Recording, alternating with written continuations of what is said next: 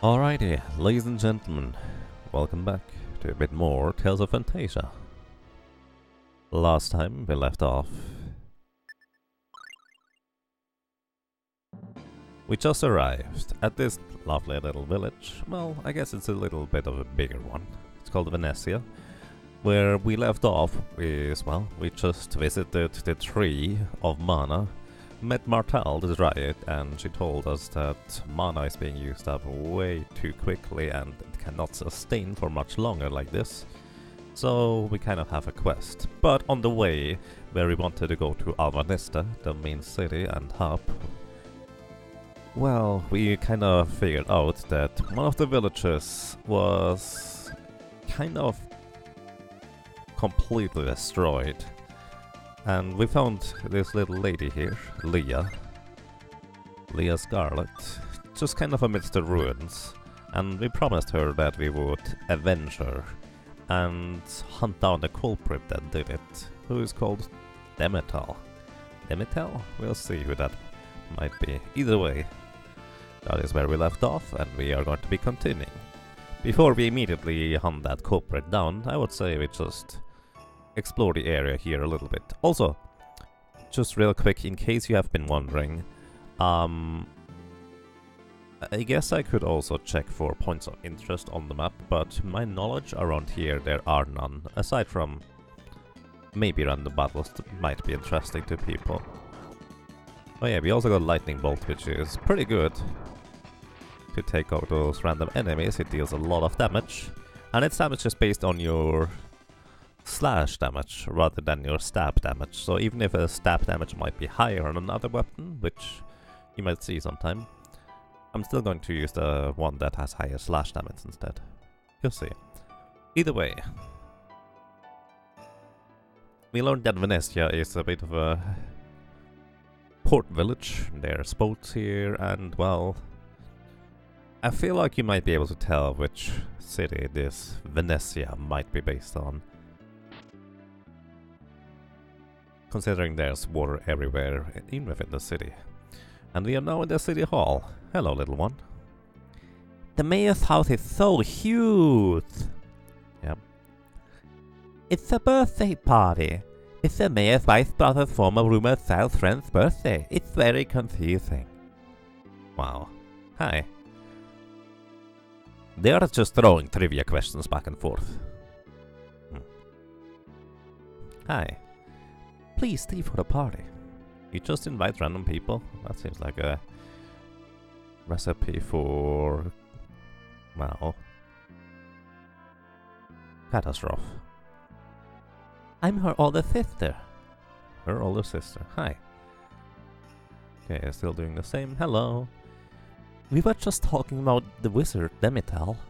Demetal is a half-elf wizard. He used to research magic here in Venezia, but last year he changed it and moved to a castle on the West Island. I think he finally lost it. The West Island? Perhaps we can catch a boat to the West Island. Let's inquire at the harbor. So at least we know where he is, but he's on an island. How do we get there? Well, there's boats plenty over here. Hi. You were talking about Demetal. When he left Venezia, he looked, well, possessed. You've met someone like that before.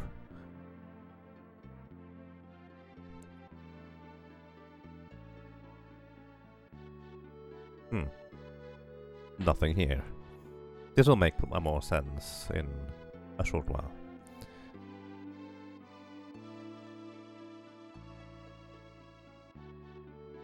It's obviously based on Zurich. Maybe. Hi.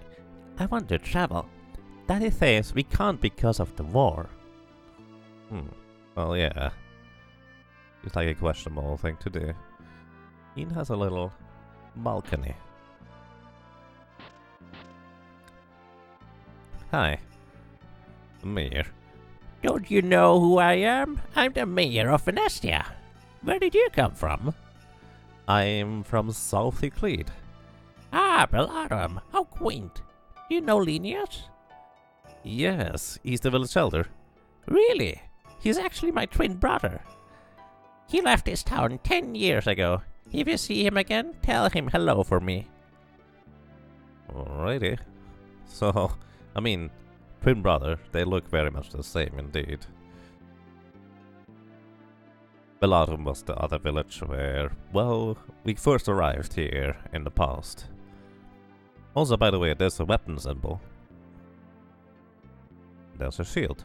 So those must be shops. How do we even get there? And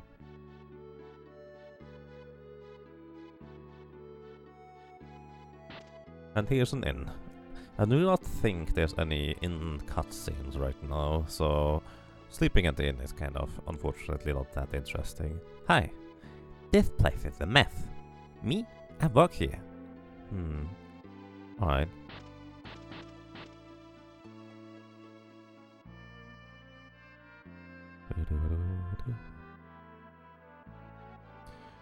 You wonder how accurate the Jap translation is on minor NPCs?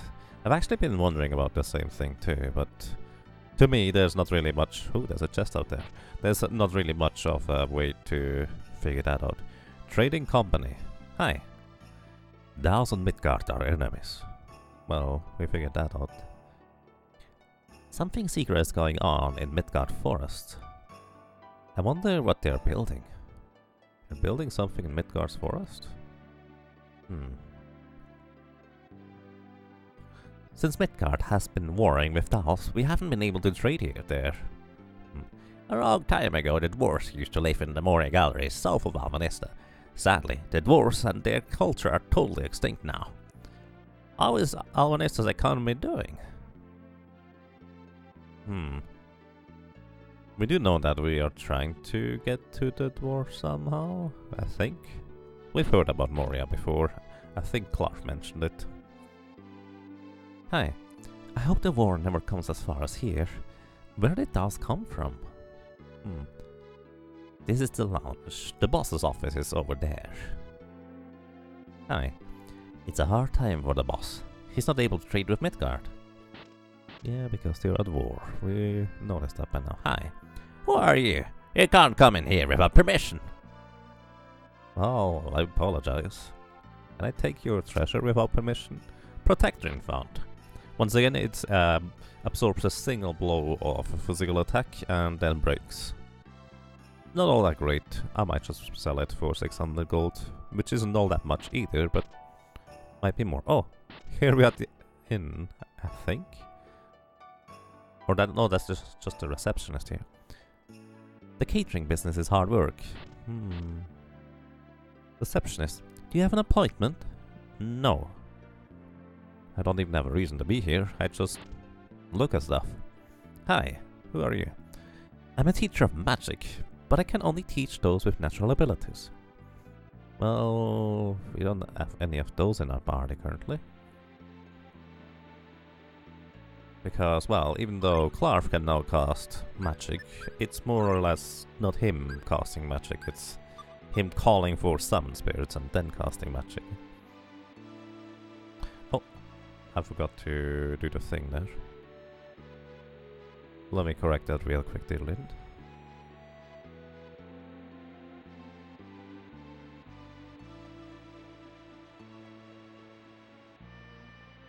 What a gorgeous day. A decade ago, this town had many elves living in it. I miss them. Huh? There used to be elves. No wonder there is a teacher of magic here. Wonder how she could survive as a teacher of magic without there being any people to cast magic. Since, well, I guess magic is not all that uncommon in the past. Hi. Hello. I wish I could learn magic, but I didn't have a drop of elf blood in me. Right. So, elves did live here, so there might be young ones. He just drives away with his boat. I wonder where the elves moved to. Let's try to catch that guy with the boat. Hello! Wait for me! Where are you? I have no idea. Alrighty, this is an item shop. Supermarket. Hi. Hey, come on in. And we can buy basic foods in here. Once again, foods just refill your health every step. I don't think they are terribly useful in this game, because I'd rather just straight up full heal than rely on food healing me every step, which is not even that much, but oh well. Hi, you look interesting. I was supposed to make dinner for my teacher and sister. My father was an half-elf, so we are learning to use magic from our teacher. My father left us when we were children, but I hope to see him again sometime. I can't wait to see Ty again. He's a fisherman. Hey. Well, I just accidentally went outside. Hi. You need royal permission from Alvanissa's government to get into the Moria Gallery. What am I going to cook for dinner? Those are two very disconnected topics usually, but maybe he wanted to hunt for dinner in the Moria Gallery? I don't know. Magical spirits used to be common, but nowadays it's rare. Just see an elf. I'm a little concerned. Yeah, elves, as in at least pure elves, seem to be a rarity. Some of the people here might be half-elves, but we just don't really know about that. Phantasia Harbor, hi. I've got nothing to do these days. Yeah, well, with the trade being kind of blocked off, that makes sense.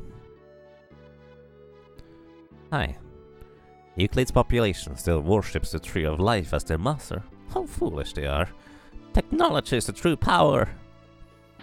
Can you do both? As in, like both. Supplies!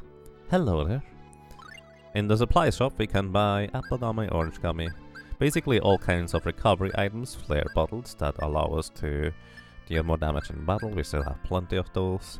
Iron boots, which we already transformed into other stuff.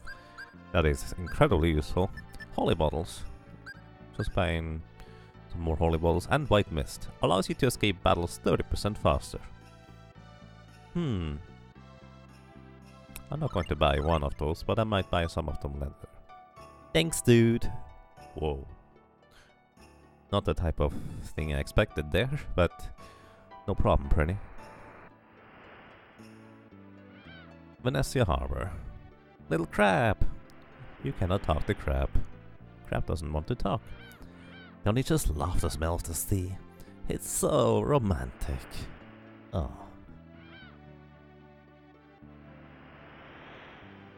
The seagull just went to the fish and then flew away.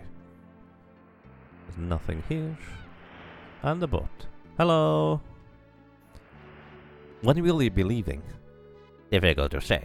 The Owls could attack Alvanista at any moment, so I guess I'm landlocked for the time being. Oh. Baggage boy. No one trusts me with their baggage, so I've got no work to do. I think it's more of a problem that, well, you don't leave currently. By the way, that's a really nice effect to just go up and down. You get a little bit of seasick, almost. Hi. Welcome. Okay, that's it, I guess. And some rats in the boat. Well, that's a lovely sight. What is even over here?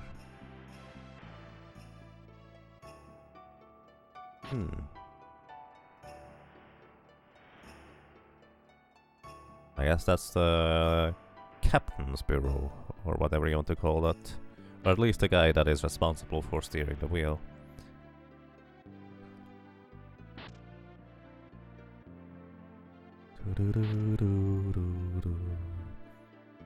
And just 4 beds.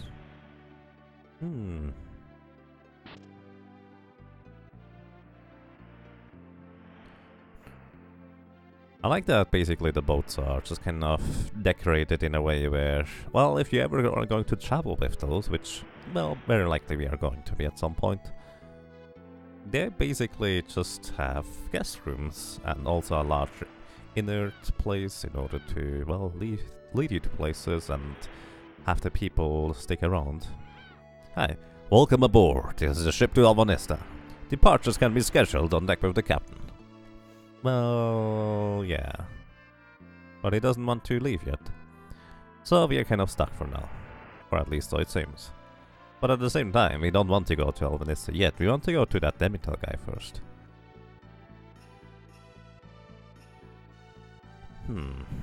Wasn't there an armor and a weapon shop that we are supposed to visit sometime? thought there was a way to get there. But I also kind of forgot how. I was almost certain it had to do with this little boat guy around driving to places.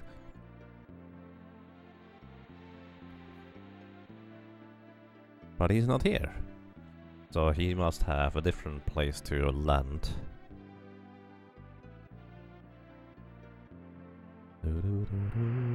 There we go. Hi. It's 50 gold to ride the gondola. Hey, where can I take you? Weapon shop. So we just travel through a gondola, it looks like. Kind of neat. Thank you. Come back here when you want to leave. Alrighty. I did not know that he actually wanders by himself, honestly. I always thought he was stationary, but, well, I did not know that. Hi. I was sent here from Albanista. I'm actually from Beladum. There's a bookstore I used to work at with a lot of books at the construction of weapons.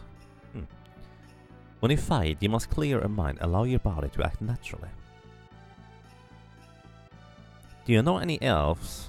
Do I? Well, we know kind of an elf. We know something like a quarter elf. With the elder. Do we know any others? No. Elves are beautiful mad creatures and they can use magic, but they seem to be a close-minded society. Perhaps they really are better than we humans are. Oh, that's why they don't interact with us or something like that. But they used to be here. Welcome, come on in. Alrighty, there's a sharp saber, there's a warrior sword. It seems to be better than what we have. Then we have a korzeki, a triple-pronged spear, probably a stabby weapon. Battle axe, crescent axe, this is what we have right now. And warrior sword apparently is still better, even though it costs less. Interesting. Then we have a gem rod, which would be a better weapon for Mint, but at the same time, correct me if I'm wrong, but I don't think weapon for Mint ever really matters, because she doesn't really physically attack. Can you check the... there we go. Attack 15.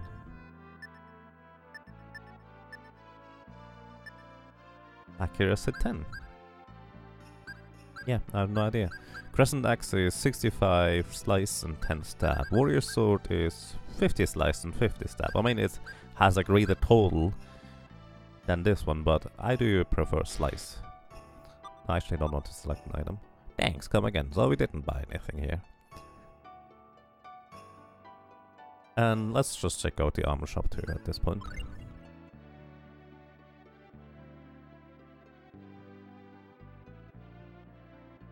When she gets laser weapons, they buff other things. Interesting. I assume the same is true for Klarf.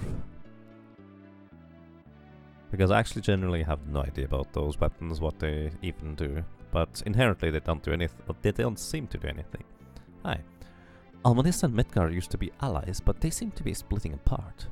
Midgard is forming a large army to deal with Dals, but Almanista doesn't seem to be doing much anything lately. Swordswoman. Hey, you're a swordsman. How do you like me to teach you a sword technique? I'll teach you for a reasonable 3,000 gold. Pay to learn the skill? Sure, why not?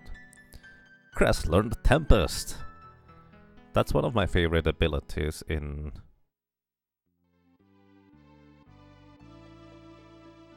Tales of Symphonia.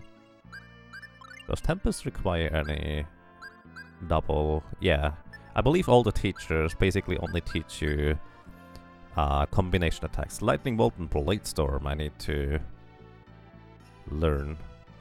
Lightning Bolt I will use a lot, but Blade Storm I don't really plan on using a lot. Plus we don't even have the Blade Storm yet, so that could be interesting. Maybe I'm going to go ahead and train up Blade Storm just to see how Tempest looks. We'll see. Maybe I'll do some offline leveling sessions just to unlock those secondary abilities that I never use otherwise. Hi. Welcome, welcome. So we have a ring mail, we have a splint mail. 9 defense, 7 defense. Not really that much more defense, huh? Iron circlet, armored helmet. Let's just get one of those. Leather gloves, iron gloves, kite shield, we already have one. A night shield. More evasion, it looks like. Well, kind of evasion. It's probably like...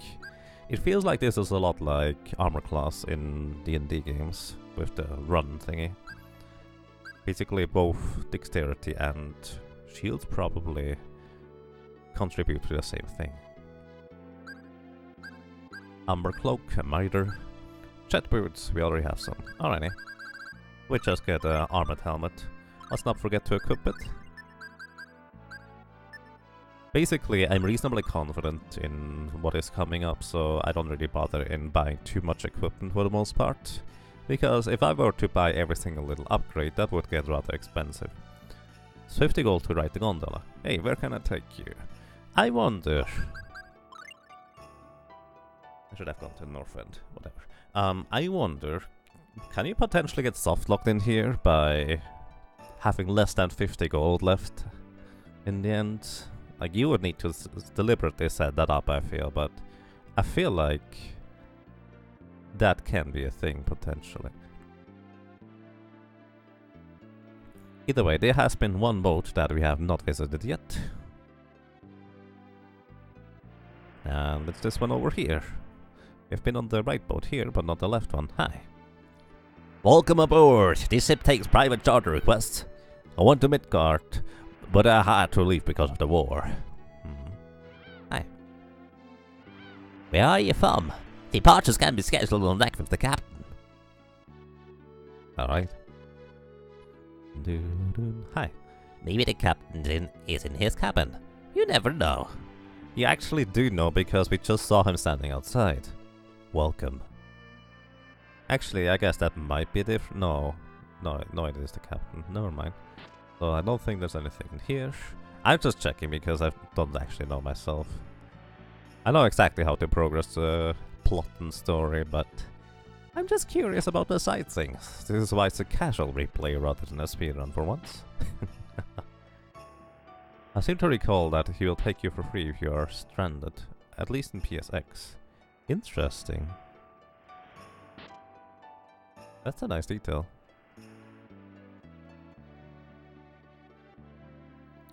So, hi. If you've got nothing to say, then go away. I'd like to rent this ship. A private charter. Ah, a customer. Sorry, I'll let your age deceive me. Please take us to the West Island. Ah, Debbie's Island? The round-trip fare includes food and insurance and costs 400 gold per person. That totals to 1,600 gold. Is that acceptable? Well, I guess we don't have a choice. Yes. Let's go then. Anchors away.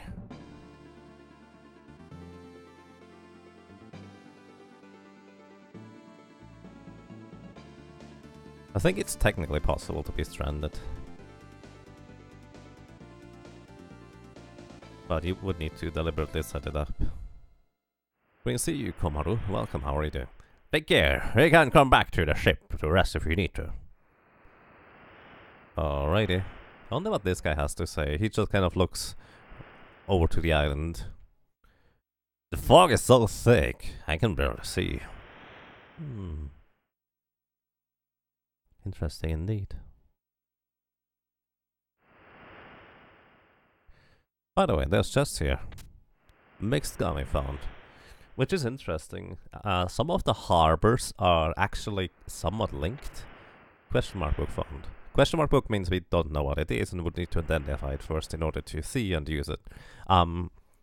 Which costs you a rune bottle. We don't have enough rune bottles to do that yet. Either way, some of the harbors are linked and have the same items as other harbors. It's kind of curious actually. Like, they just use the exact same map. If you don't pick up a certain chest on one of the harbors, it will still be there on the other harbors, but if you pick them up, they are not there. I don't think the items ever change. Either way, this is one of my favorite types of atmospheres here. But before we go anywhere, I'm going to save.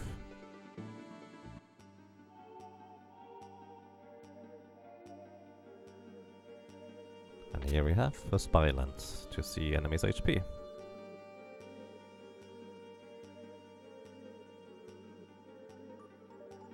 This is quite a place. What did Demetel have against the people of Hardmode? I think he just wanted to show us all that he had surpassed my father in power. So, he destroyed his teacher. Yes, my father. And my mother too. Well, let's get moving. You know, I'm kind of wondering why we bring that little lady along. That seems like a terrible idea. Couldn't we just deal with him and then tell her the good news rather than take her along such a trip? Is another question. Give me a second, guys. I need to actually adjust my microphone stand a little bit. Just a moment. Just enjoy the music and atmosphere here.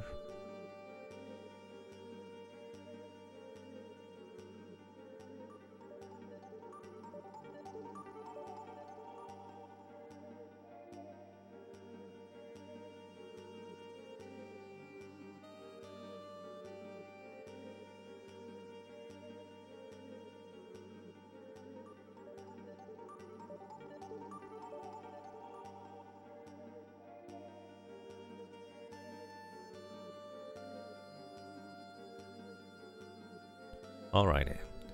She doesn't have really a hope to be left. While that's true, I would still rather leave her at an inn than take her with us. There's some weird thingies here. Hi. I wonder what these prisons are for. They're too heavy to move, but I can turn them. Well, we can turn them indeed.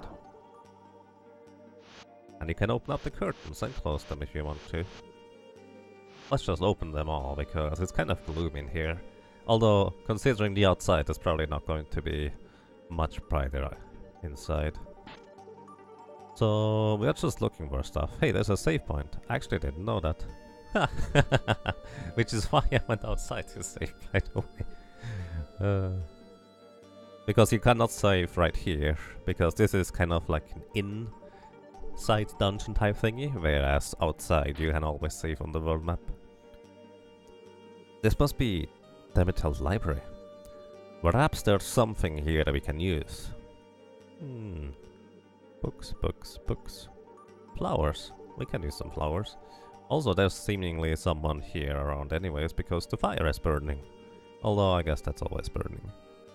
Books, books, shelf, shelf. There's a chest. Savory was found. Well, useful indeed. And here we find a magic key. I wonder where that fits.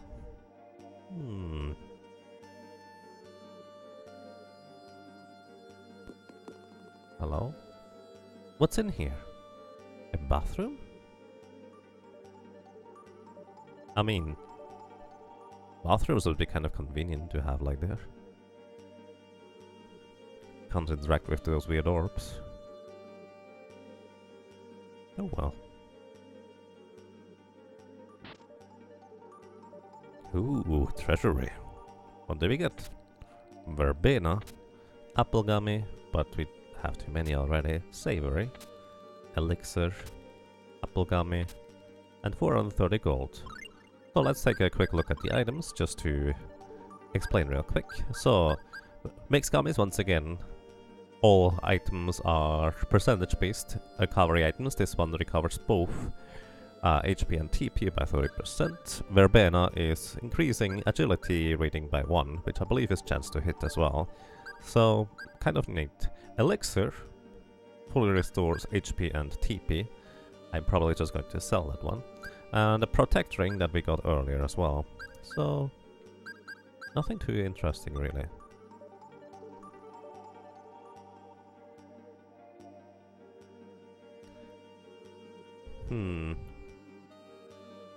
If you sold everything, just took the ferry run until you ran out of gold, that would work.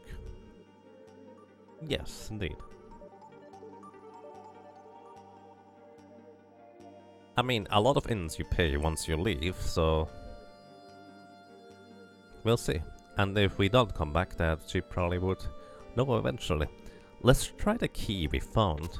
Well, we didn't want to use it on the other door, because apparently it was a bathroom. And here we are in the backyard, with a gigantic tree standing in the light. And a rock. And some random encounters. There are harpies here.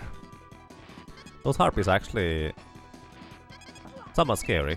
they deal a lot of damage, but they also give reasonably good experience and gold for how quick they are to be defeated, if they don't destroy you first. And we gain the level along the way. So, that's a large tree. It is indeed. It looks like a normal tree to me. Really? I could have sworn I saw it tick. I didn't see anything. Trees don't move. You must have been seeing things.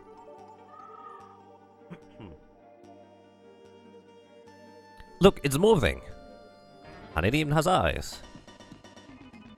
Alrighty, ladies and gentlemen, here we have oak roots. Basically, moving tree enemies. They look actually kind of adorable with their eyes, if you ask me. But don't be fooled by their appearance, they are rather strong. Let me use a flare bottle to deal more damage.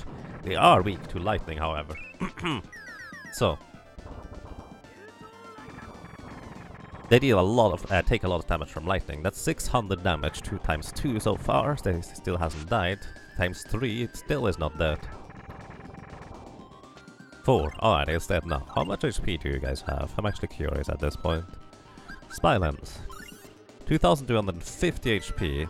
If you try to defeat those guys with more melee-based attacks, they also have a fire weakness apparently.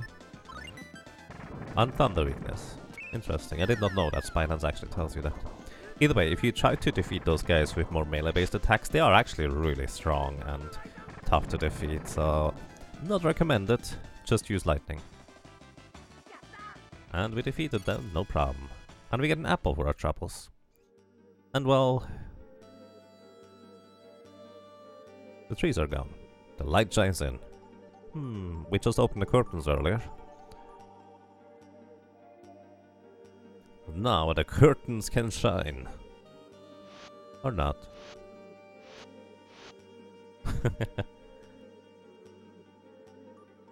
I guess it's not about the curtains, it's about redirecting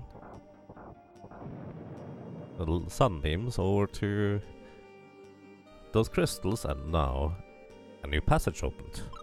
Let me recover my TP real quick on Cress. Let's see where we go now. We are in the basement. Also, just going to use a holy bottle here, because there is random encounters. Once again, I don't plan on avoiding them 100% of the time, but I like avoiding them because the encounter rate is really high if you don't use holy bottles. A reverse doll found. Once again, the reverse doll is an accessory item that brings you automatically back to life if you die in combat, which, thinking about it, is probably going to be quite handy. Oh, we already have one equipped on Cress here. Alongside the Persian boots, which reduce all incoming damage by 30%.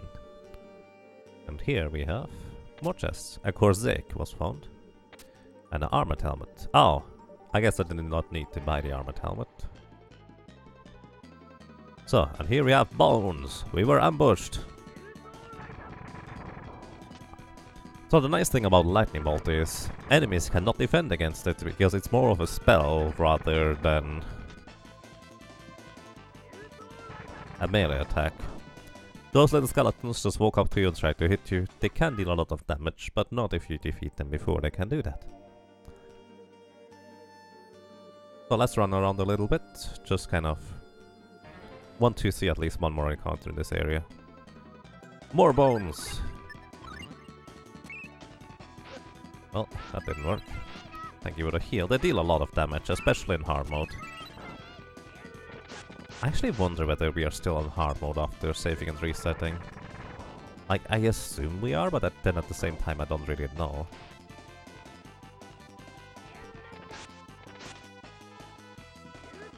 Hey Gosai, welcome. How are you doing? Bam! Clark has gained a level. Alrighty. So, just wanted to see whether there are more interesting encounters too. Let us replenish TP on Cress. I don't think we need to replenish TP on other characters. I'm going to set tactics for Mint to help fighters, so she's going to use her little stun hammer on her own volition.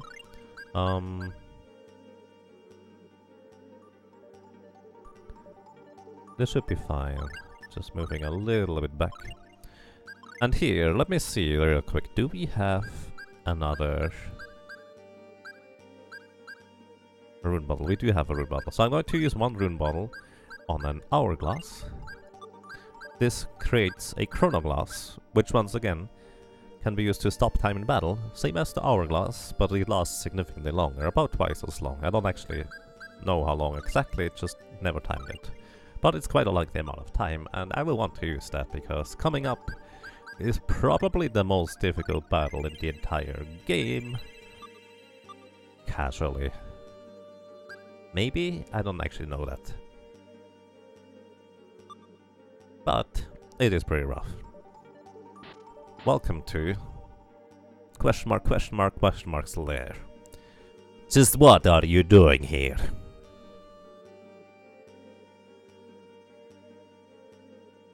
You're Demetel, aren't you?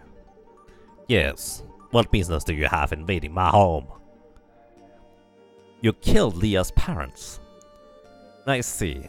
Yes, Mr. Scarlet used to be my mentor, but they both died in an accident, not by my hand. You liar! Who told you that I had anything to do with their deaths? You literally just said yes to whatever. This girl here told us Leah. Leave now, and I'll spare you. Not until you pay for killing Leah's parents. I'll tell you what really happened. Leah died with her parents. I don't know who this girl is, but she is not Leah Scarlet.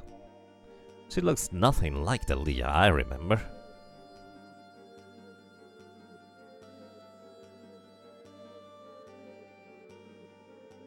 Which do we believe? Leah, what's the real truth?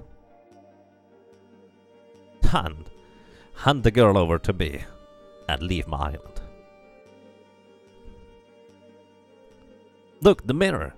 So you are controlled by those as well. What? So you can see me.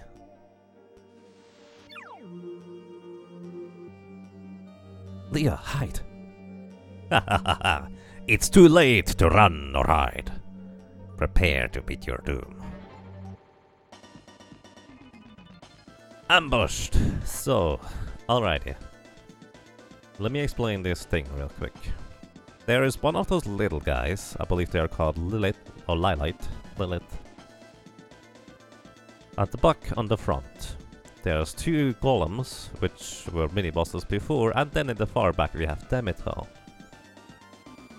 The reason why this is such a ridiculous battle to fight is because those little ghost thingies, they cast spells on you if you let them be for too long, and if you engage them into melee combat, their melee attacks deal damage, and then on top of it summon a lightning bolt to deal damage to you, so they are not to be taken too lightly.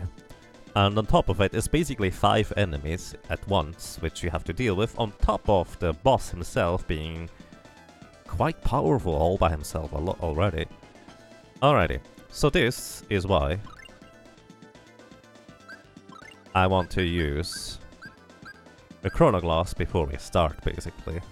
So I'm using a chronoglass here to stop time, and then any menuing I do does count towards the time spent that is stopped in battle, so I need to do really quick menuing as well if I do any menuing. So what I want to do is use the chronoglass, and then use lightning bolt on this guy. After 2 lightning bolts,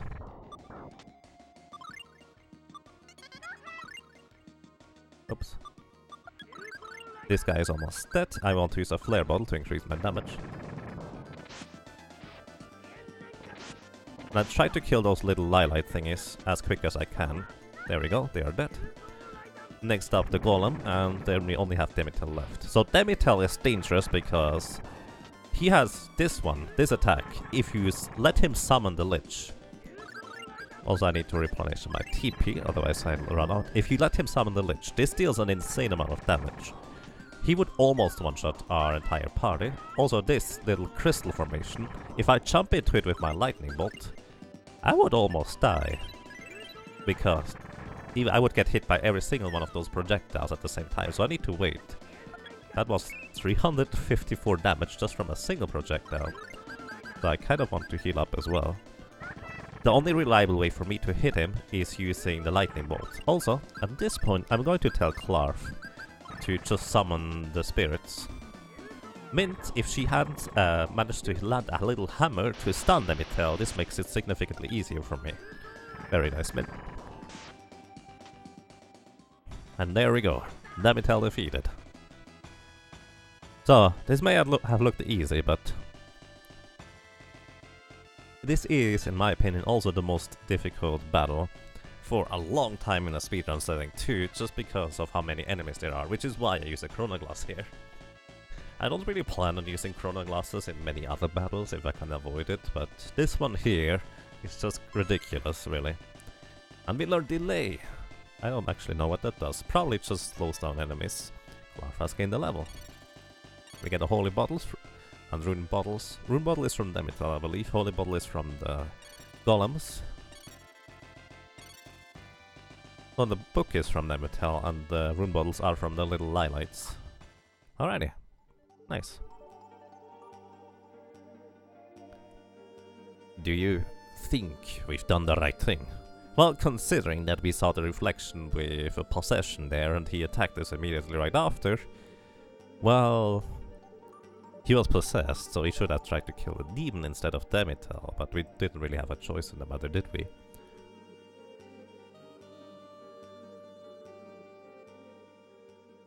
Leah! Are you okay? Thank you for believing me. Leah, wake up! Now I can follow my parents. What are you saying? Please, take care of my friend. Leah, what are you talking about? What friend? Leah!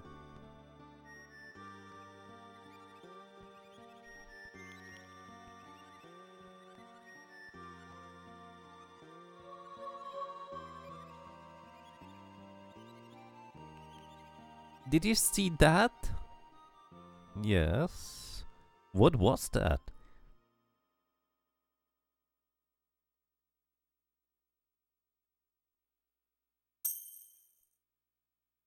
There's a ribbon in her hand. A ribbon?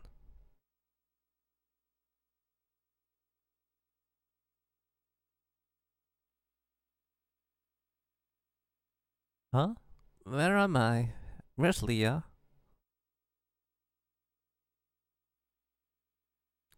Leah, is that you? Leah? No, my name's Archie. Archie? You're Bart's daughter.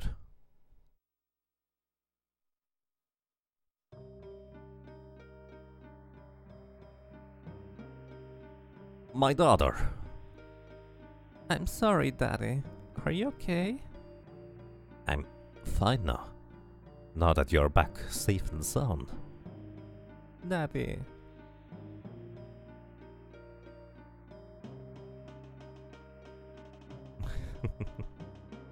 Crest being slow as usual.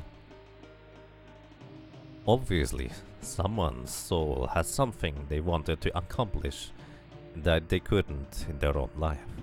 So they borrowed this girl's body to carry it out. Then what of Leah's soul? I'm sure she's fine. As for Archie, I sense she is quite a talented mage for her youth.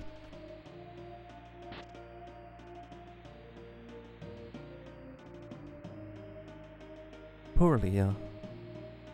Don't worry, you're Mint, right?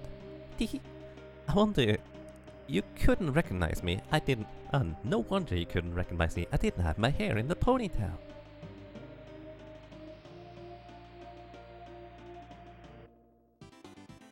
Not bad, huh?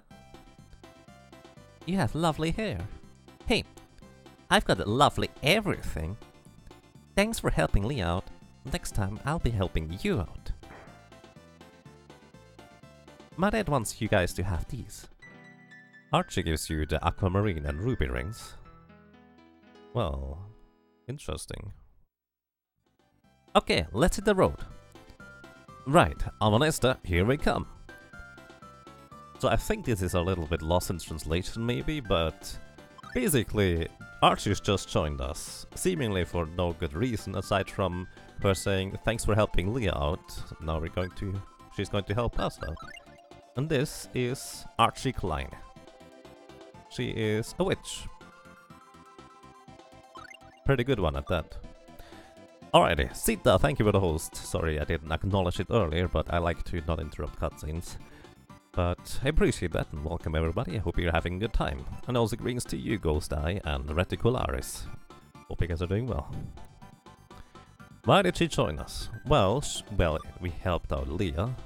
Basically her last wish, and Leah, to my knowledge, was basically Archie's best friend from all I can recall.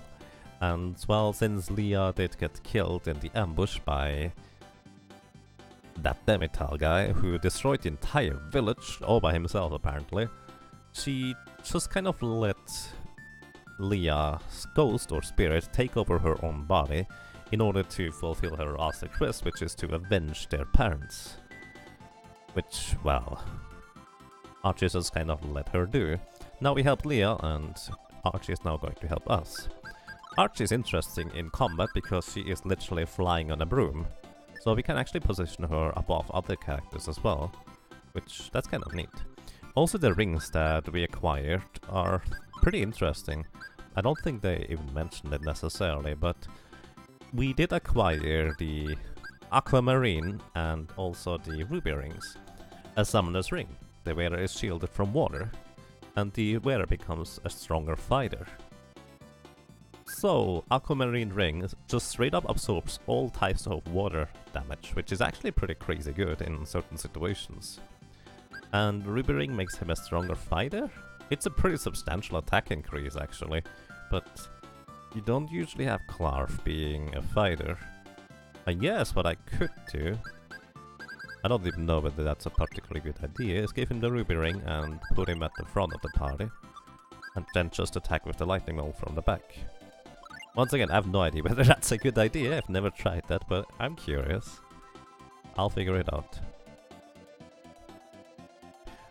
Do you find it weird, casual play a game new speedrun? Like, do you feel sometimes like you're playing it wrong? Not in this case. In this case, I just... well... I've not played this game as completely casual as many others have played it, because my original playthrough of this game was actually in preparation for learning it to be speedrun in the first place.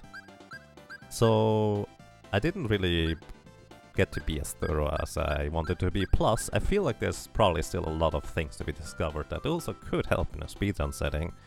So just kind of random items on the side, although I think I was pretty thorough in exploring those. But maybe some other things and mechanics and such that could help, such as maybe weapons that would allow Clarf to deal more damage with his spells, or the same with Archie. Archie's brooms are actually pretty special for dealing damage in combat, because unlike the other characters, she is actually being used for a little bit of melee combat in a speedrun too. Alrighty, Archie has joined us. Now we have a little mage lady in our party. And how does Archie even work? Well, I'm not going to use a holy bottle, maybe we'll get to see a little bit of combat here. There we go. So Archie has spells. Also I need to tell Clark to not cast spells right now. Otherwise he's going to deal a spotlight, and also going to tell Mint to not do anything but heal. So, Archie here has two types of spells. Fireball and Ice Needles. She will learn other spells, one way or another. Which is actually an interesting topic. Generally speaking, she does not learn spells by leveling up. She needs to be taught which spells she can learn. And the thing is, aside from Fireball and Icicle, or Isaac Needle I guess, all other spells, kind of like Clark's spell, just briefly interrupt combat. So generally speaking, if I find new spells, I will most likely disable them, maybe show them off once or twice, or use them on special occasions. But I will not use them particularly much. Hi. I'm a teacher of magic, but I can only teach those with natural abilities. Hey, you're a magician. Interested in some spellbooks? Which would you like? Lightning and Storm. Let's actually learn Lightning. So we need to pay 200 gold and Archie learn Lightning. I have to admit, this sounds like it would also not interrupt combat, and it could be useful, so I'm curious how that's going to look in combat. So, Storm is a bit more expensive, 1000 gold, but we still have plenty of money to work with, so we can just do that. Also, if you remember, there were quite a few books of spells that were around here earlier that we couldn't really do anything with. But now that we have Archie in our party, we will be able to access those books of spells and, well, have her learn new spells. Maybe I should not have used the Holy Bottle, just to see what Lightning looks like. I will be using Storm shortly-ish. But, can I go here? No. But that's about it. There's a lot. I have never had all spells, so I'm actually curious to figure out and learn where all the spells are. This is one of the things that, if there is an ability or a spell to learn just kind of along the way, feel free to point it out. I think that is perfectly fine, because it's something that I'm not terribly familiar with. I knew that one specifically. I know that there are books of spells in here, but aside from that, there's not that many things I know. I know one more thing, which is why we are backtracking too. Magical Society. There was some books of spells around here somewhere. Nothing here. Literally nothing. Elementals.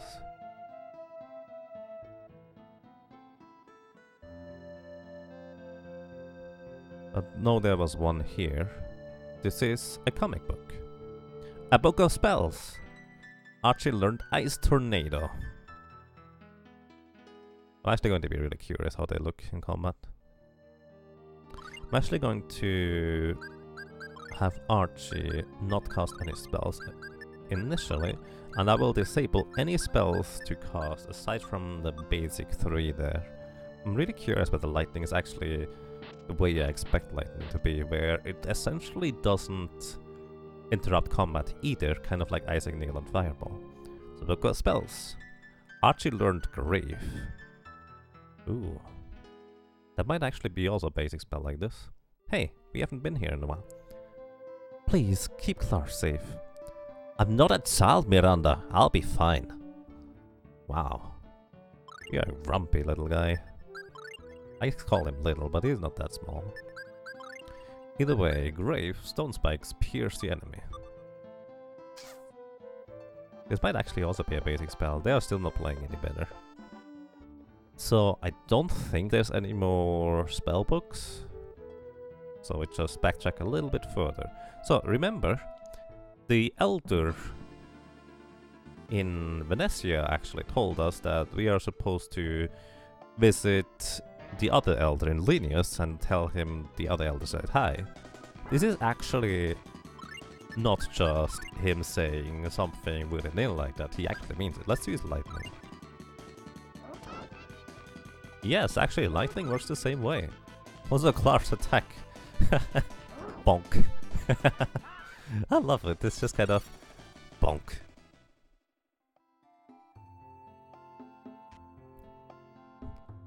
Now I always wondered if this was Grave or Glaive. Both? I don't know. I mean, if both kind of fit. So, let's see.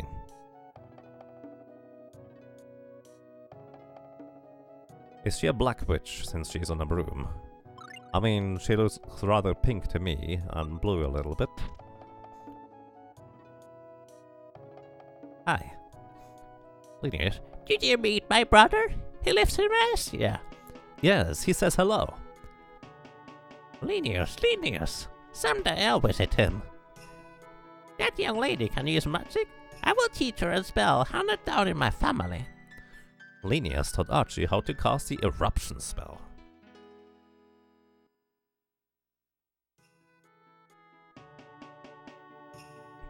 So by the way, spells interrupting combat is actually not nearly as much of a problem in the PlayStation version, which is why casually it's on average a much nicer version.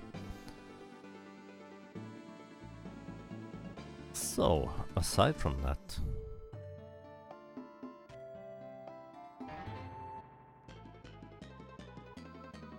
bugbears! Aside from that, I think we have now collected all spells and we just let Clark deal with the bugbears, because why not? He just whacks them with a book. It's so silly, I like it.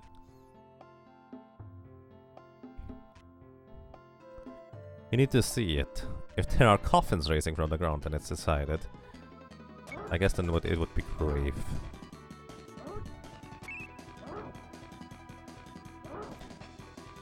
I guess I should use this spell at some point. I'm just having too much fun watching Clark this whacking enemies with books. By the way, leaving this area resets your step counter until the next encounter.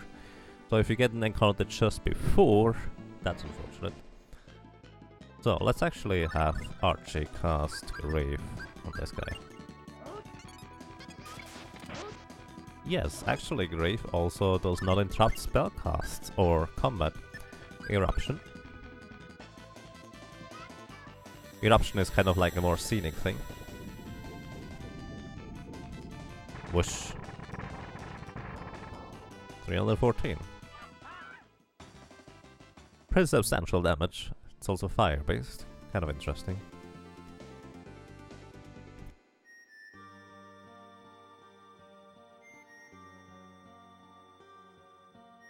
You just matched my world record speedrun of this game.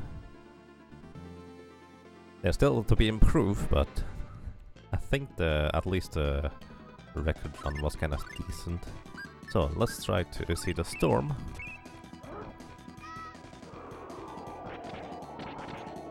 Storm seems to be more wind and maybe earth-based. Also not quite as strong against those guys. Maybe they are weak to fire, which would kind of make sense about those creatures. Let's just take a look at the last spell before I forget about it.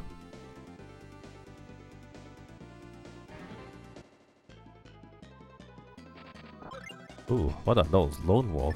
4 Lone Wolves? That doesn't add up. So, Ice Tornado.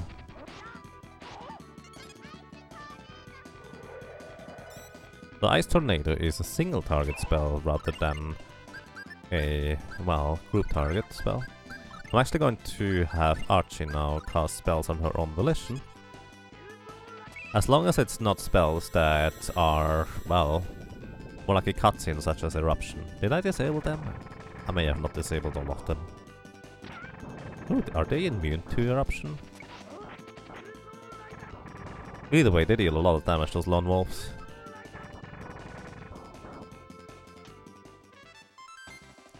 And we just learned Blightstorm with class as well. That's kind of neat. Alright, let's disable Archie's abilities aside from Isaac Needle, Grave, and Fireball on Lightning. And then we have Blightstorm. Pierce the enemies with a shower of stabbing attacks. So Blightstorm, if you've ever played Tales of Symphonia, is amazing. In this game, actually not so much. Based on how enemy defense and attacks are calculated, each individual hit of the Blightstorm is just too weak to be of particularly notable value. But it's still a nice technique, which actually sees use in a speedrun once. And right now I don't really have anything else, so I might as well use it. Alrighty, since we have helped this little lady, maybe now we can go over to Alvanista one way or another.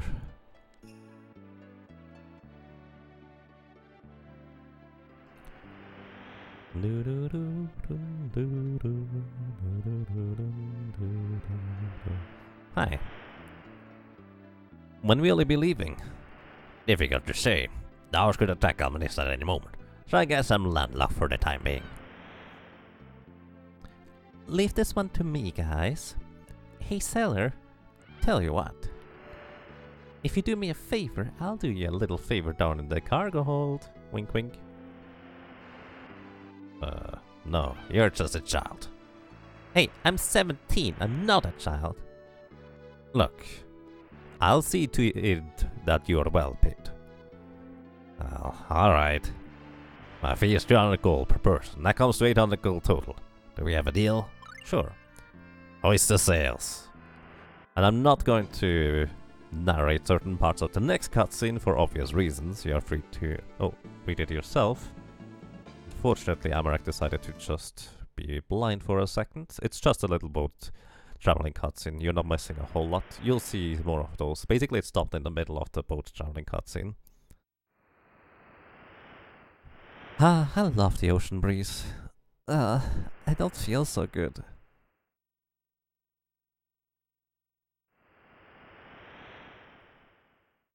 So, Chris, which one do you like more? Huh? What are you talking about? You know, between the two girls. Which one do you like better? Clarv, I can't believe you just said that. If I were to take one under sheets... Clarv, what about Miranda? You can't go about taking... What are you doing? Miranda just helps me with research. Are you sure that's all she helps you with? Okay, you got me, Chris. Good one.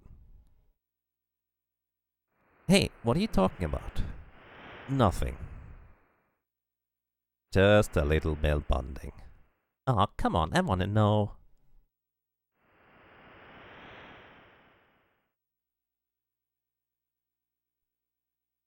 No, I'm not narrating this, sorry.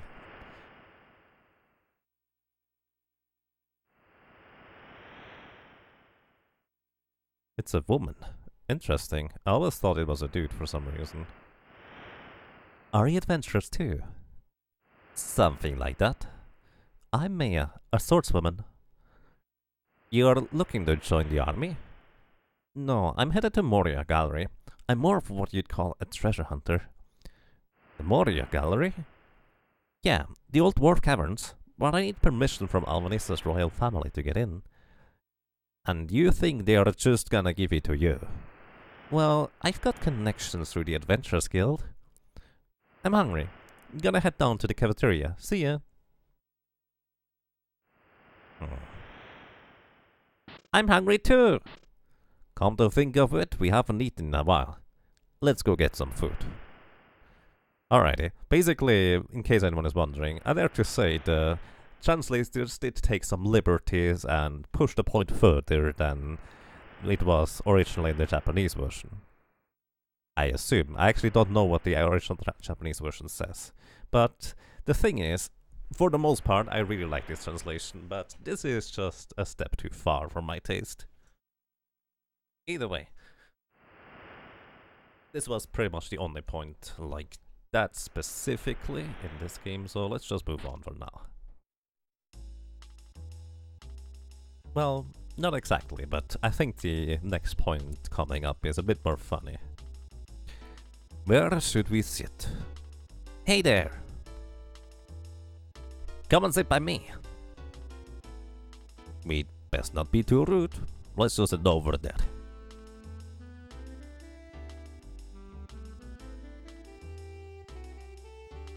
Okay, let me buy you a beer. Hey, you're my kind of woman. Down the hatch. Cheers. Hey bartender, one more round.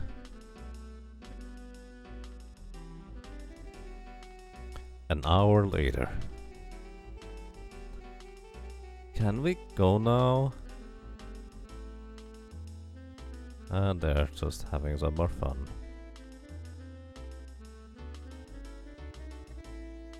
Another hour later, Nachi starts to drink too. Mint doesn't seem to have drunk much or anything at all. Chris has had a little bit of stuff to drink. Archie, haven't you had enough?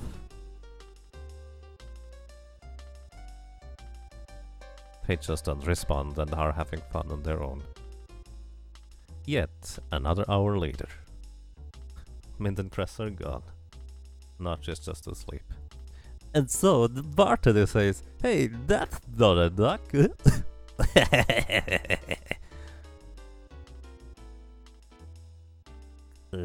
Wait, hold on. I've got another one. Oh, come on. One more and... Ow. Ow. I'm gonna tell you a secret. Really? Tell me? I'm not really going to Moria. What are you talking about? No, Claire, stop it.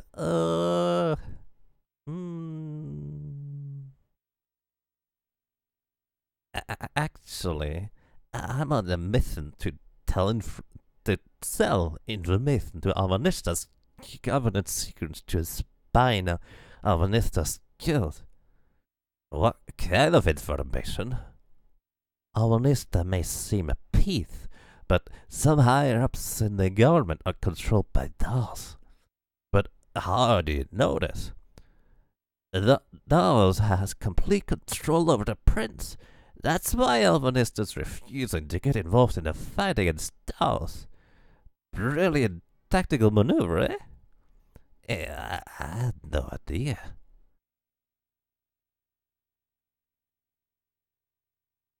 I'm just gonna leave it at that. She has a little bit of, let's say, interesting dreams. Regardless, this is just between you and me. Yeah, I got a lot for best friends. Oh, I should go to that. Yeah, me too. Clarf is such a drinker. Well, apparently has pretty good control over himself. Artie, get to bed. Light well, Lars. Oh, Chris, you were... Should I tell Chris about this? Nah. Oh, you're heavier than you look. And just drags her over to the cabin.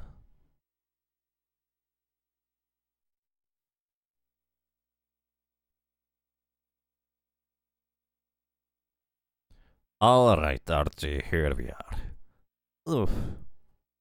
Mint and Chris are already sleeping.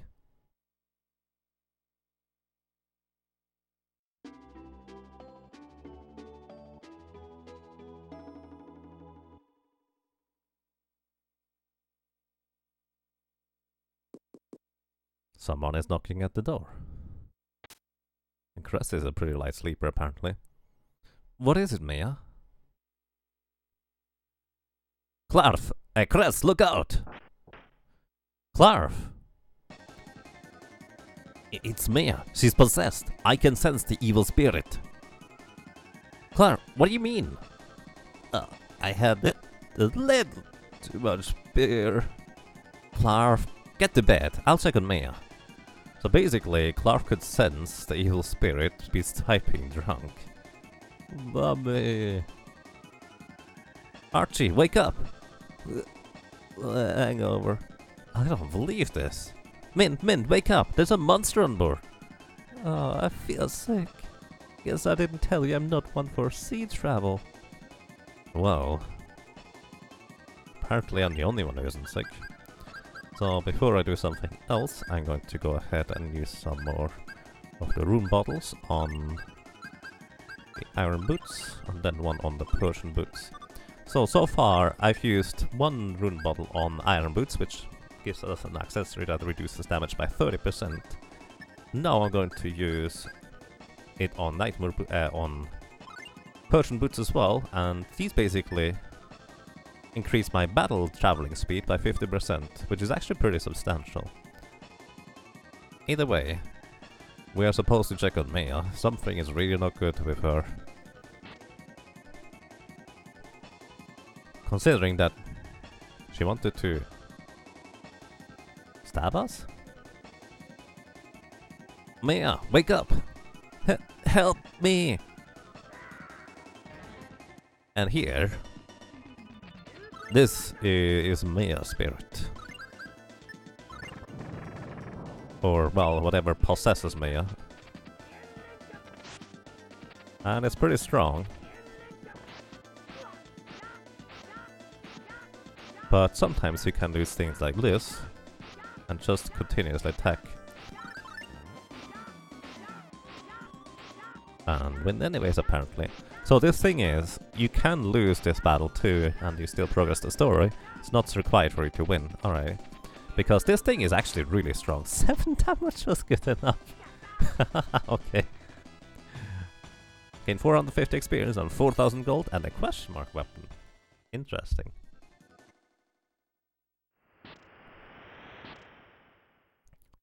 Chris, are you alright? Maya seemed possessed. Perhaps by an agent of Daos sent to kill us. That's not important. This means Daos knows who we are and where we are headed. So it is important.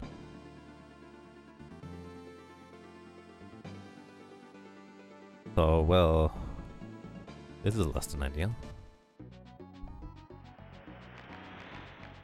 Thank you. My pleasure. We've all got to start helping each other out. See you. Thanks, Captain Crunch. Thank you very much. We've got to get to the castle to save the prince. Don't worry, I've got a plan. I'll tell you when we get to the inn. And we have arrived in Alvanista, the big city. There's quite a few things here. And there's a chest down there. Do you know what's in the chest? And do you know how to get to it?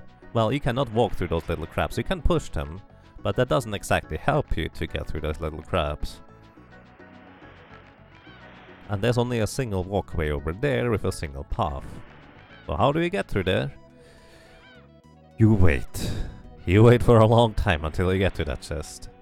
I don't even remember what's in the chest, but I don't think it was all that great.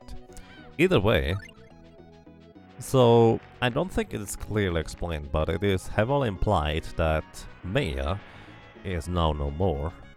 We didn't kill the demon that jumped out of Maya, but we killed Maya herself instead. I don't think that was necessarily properly pointed out, but that's kind of what seemed to have happened. Also, by the way, we learned delay. Delay slows an enemy down, their movement speed specifically. Can be useful, but considering it has a chance to fail, I never ended up using it. Where's the squid? I'm not sure about that one.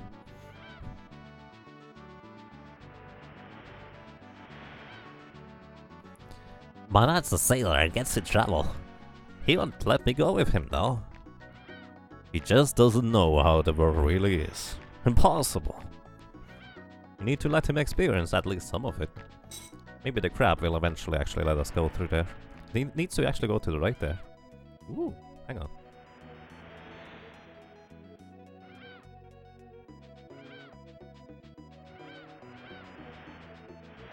With a bit of luck, we can actually get the chest already. Yes!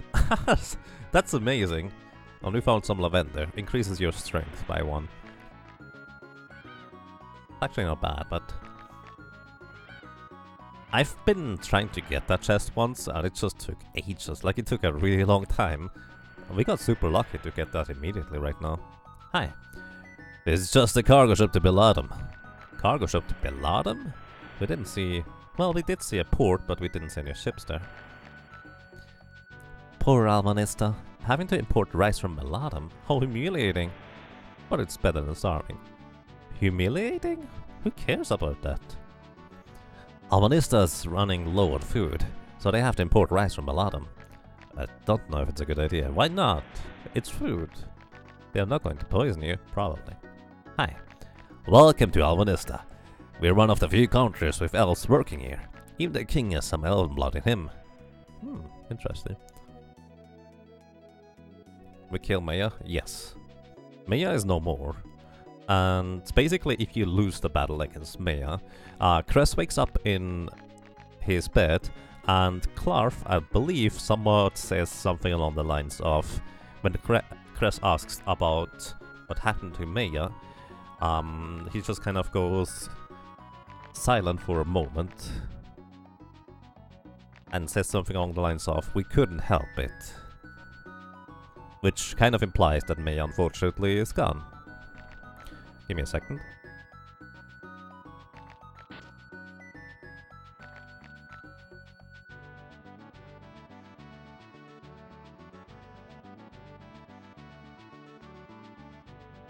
Unfortunately, there's currently airplanes flying above ground, or well, over our heads here, so it might be a bit loud, but hopefully not too bad. Hi.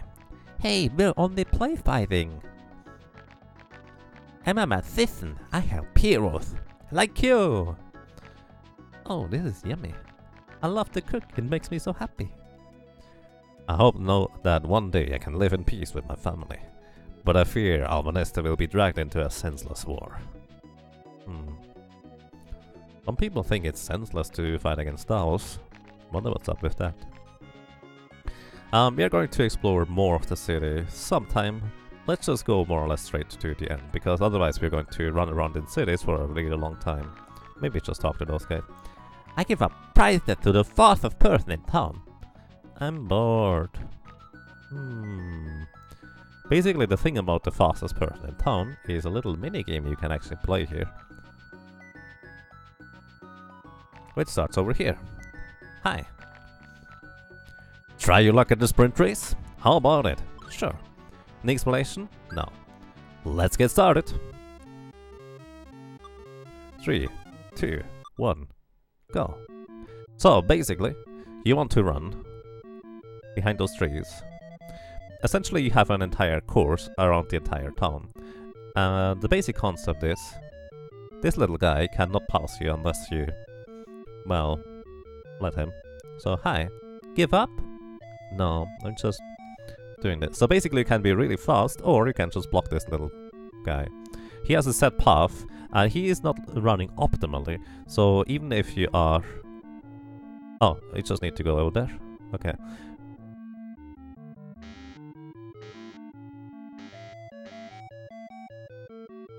I must have not... Oh, I see. Oops. That's embarrassing. I didn't activate the second lap properly. So essentially, you can win various prizes by running this course here. And if you run it more efficiently than the little guy, you should have no trouble winning. Sorry about that.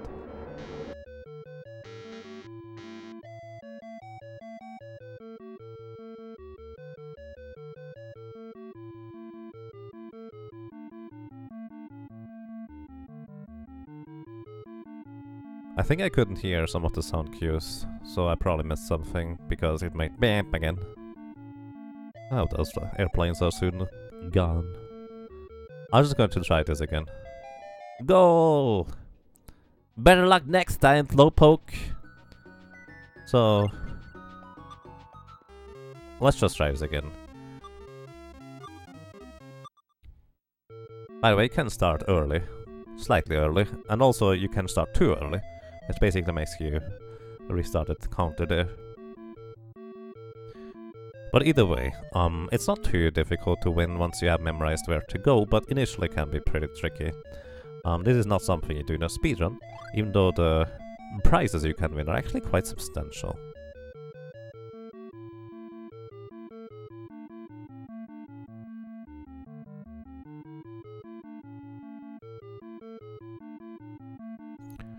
By the way, this is also one of the music themes you cannot actually listen to in... Oops. In the music player. For some reason it's inaccessible. You can't technically make it accessible through cheat codes if you play this on emulator or have a Game Genie. But by normal means you can actually not listen to this directly. Goal! Wow, he won! Now you can choose a prize. Which one do you want? So we can get a cat's eye, which I believe is just an item to sell for a lot of money in certain towns, specifically. As in certain special items can be sold for a higher price in one town over another. I don't actually know exactly what the cat's eye. I don't know exactly what the beef is, and I don't really know the question mark weapons. So let's just get one of each. Receive the cat's eye. Come back for a rematch. So I believe you can just do this an infinite amount of times and just do that again. No, false starts! Let's get started.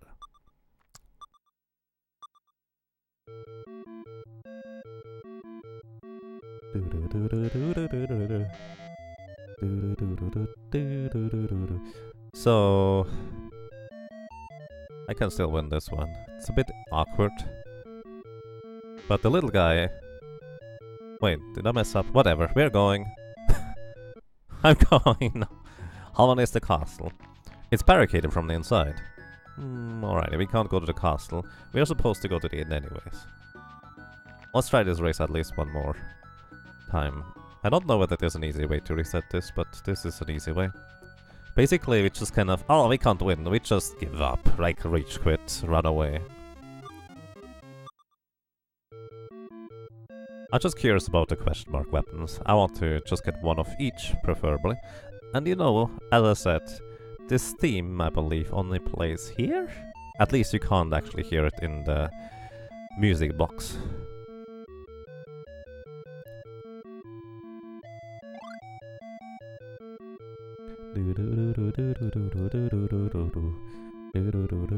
It seems like the little guy actually slows down in a specific part, specifically when he's running down the stairs here. So you do actually have a bit more of an opportunity to catch up to him, aside from him just having inefficient routing at times. I don't know whether it gets any more difficult at any time, but oh well. It's kind of interesting to have a little racing game, because it does tell you that the creators of this game did know that the running speed is actually pretty ludicrous in this game. Like, it's ridiculously fast and kind of be pretty tricky to control. Let's get the question mark weapons. I assume beef is just a food item.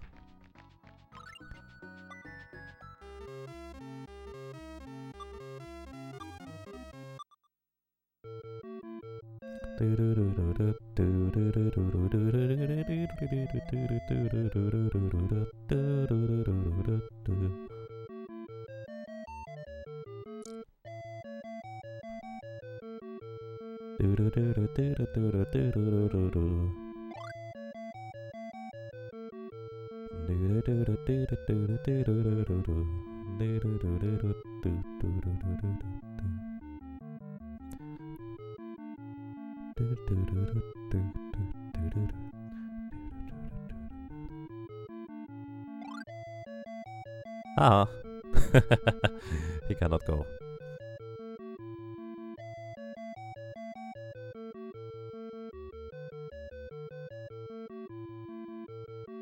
I kind of like this little racing game. There's actually various other minigames that we will want to take a look at and visit. But hey, that's that. Goal! We win. Little guy took a while. Which one do you want? So let's get the second question mark weapon. And that's that. Come back for a rematch. No, we are fine for now, thank you. Hi, you look like a lot like Linnaeus. Narf means death. Remember that. What? Really? I have no idea what that actually means. Supplies. Supplies. Buy something, will you? Sure. We want to buy some more holy bottles, and we want to buy... Battle Rune. Battle Rune increases your attack power by 10%. Pure neat. I don't need it though. Mystical Rune. So here, I think this is the first instance where you can buy a Mystical Rune. It costs you 65,800 gold. It's pretty pricey. As in, really pricey. It's kind of crazy if you think about it. Because, well, this thing is really good. And you would like to have 2, maybe even 3 of them for Clarf, Mint and Archie. But, well, we don't want to spend quite that much money. Also, you can buy pickaxes here. And here you can finally buy rune bottles. There's a poison amulet and body amulet. Protects from wearer from paralyzation. 26,000 gold. Poison amulet protects from poison. Poison is not that bad, but paralyzation can be pretty devastating if you get hit by it. Like, you can't move, you need to use an item to remove the paralyzation, and you can get completely destroyed during it. It's kind of a similar deal with petrification, except that enemies will still hit you and kill you really quickly. So, rune bottles. We can now buy some rune bottles. Let's just buy a few. Also, I do have a few things that I don't use, like the medicine bottle. I'm not going to use the rabbit's foot. The thief's mantle, we don't really need either. Talisman doesn't really do a whole lot either. Protect ring I like selling. I don't like having the mixed gummies, and somewhere around here we do also have an elixir to sell. Because I'm never going to use elixir in battle, so I might as well sell them here. There's the elixir. 10,000 gold for an elixir. It's pretty good. So, and I'm also going to buy a white mist. White mist allows you to run away from battles quicker. And we did get 2 question mark weapons. So, I did just buy some rune bottles. Let's use those as the question mark weapons to identify them. This one was 1. This one was 2.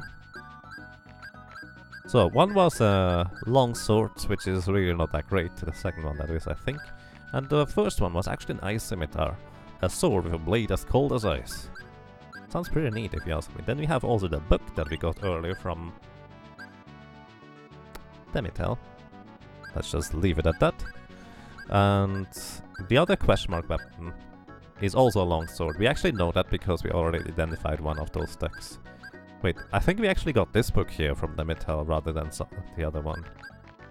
That makes more sense now that I think about it, because yeah, here, Yellow Kings, a book with red pages written in a bright yellow ink. So I do believe this would technically increase Clark's attack power. The other one decreases it. I don't think that does anything for me, increasing his attack power, but might as well, right? I do have him in the front after all for dealing physical damage. Or something like that. Either way, I'm going to sell some of those items that we no longer have much use for. Such as... I don't actually know whether you need the rope at some point again. I'm just going to keep it. Ice Scimitar is worth 5,500 gold. It's also a stronger weapon. I might just equip that instead. We don't need the longsword. We don't need the tomb anymore. We sell this little booklet here. We don't need the iron circlet either. We sell the apple. We sell the Korsek. So the Korsek, by the way, is a stabby weapon. It's a pretty decent stabby weapon, honestly. It's actually stronger on average by a long shot than the weapon we have, but it's not nearly as strong as the weapon we have for Lightning Bolt, because once again, Lightning Bolt only takes the slash damage or slice damage into account. Armored helmet, we already have one actually. Chicken thingy, cream cheese we don't need. The cat's eye, a trading good. It's a beautiful reflective jewel. Let's see whether we can sell that for a better price in different places.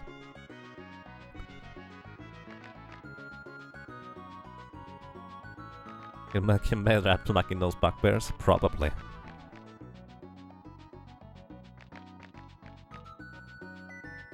And yes, please do keep in mind that story spoilers should indeed be avoided. So, I know the story pretty well on most accounts, but there might be people around here that would like to experience it for the first time, so please be mindful of them. The price of items differs from town to town. If you buy low and sell high, you can make a lot of money. Is that actually a thing? I know there are trading goods like that, but oh well. Either way, Clark told us that we are supposed to go into the inn. Before now... No, we just go into the inn at this point, I think. Should we? Maybe I should not have sold the Korsek. I have a specific reason for that. Virgil's Armory. So, we would like to buy a new weapon. Maybe. Actually, no. The weapon I have right now on the Cress, the Ice Scimitar, is really good at slicing and stabby as well. Might just want to see how good that was going to work. Potentially, it's not going to be good at all. We will see. Unfortunately, you cannot actually change your weapon in combat. I'm going to buy a halberd just in case it's going to be no good. Actually, I would have to reset anyways if it's no good. So, nope, not going to buy anything. There's various weapons you can buy here, and also various armor pieces. Let's see if there's anything particularly useful. Splint mail, not too bad. Breastplate, that's okay. Armored helmet again. Gauntlets. We can just buy some gauntlets, that's okay. Actually, no, let's not. It's actually increasing my accuracy too, which is nice. Sure, let's buy gauntlets. And just put the optimal thing, and that's that. Oh, before I forget about it. Here, Archie. I want Archie to equip the mystical rune to cast spells quicker, and I'm also going to give her... Actually, the white mist I can transform via rune bottle into something else. If I have any more room bottles left, that is. Do you have any? I didn't count how many room bottles I bought. No, I didn't. Whatever. You can transform the white mist into a... well, better version of the white mist, which allows you to run 50% faster rather than just 30%. But 30% for now will do the trick.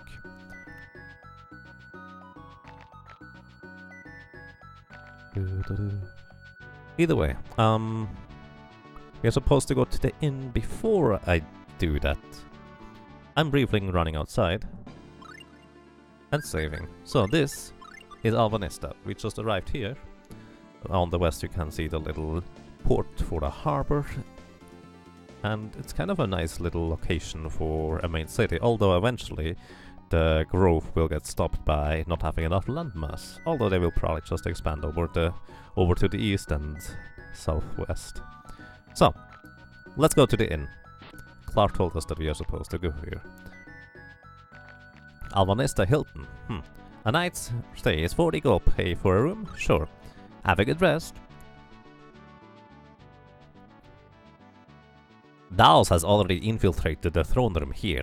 I suggest we sneak into the castle. How we are going to do that? We've got to get to the prince before Daos realizes what is going on. We can't just walk in through the gate. It's closed off. Well, that's true. But if we could get onto the balcony...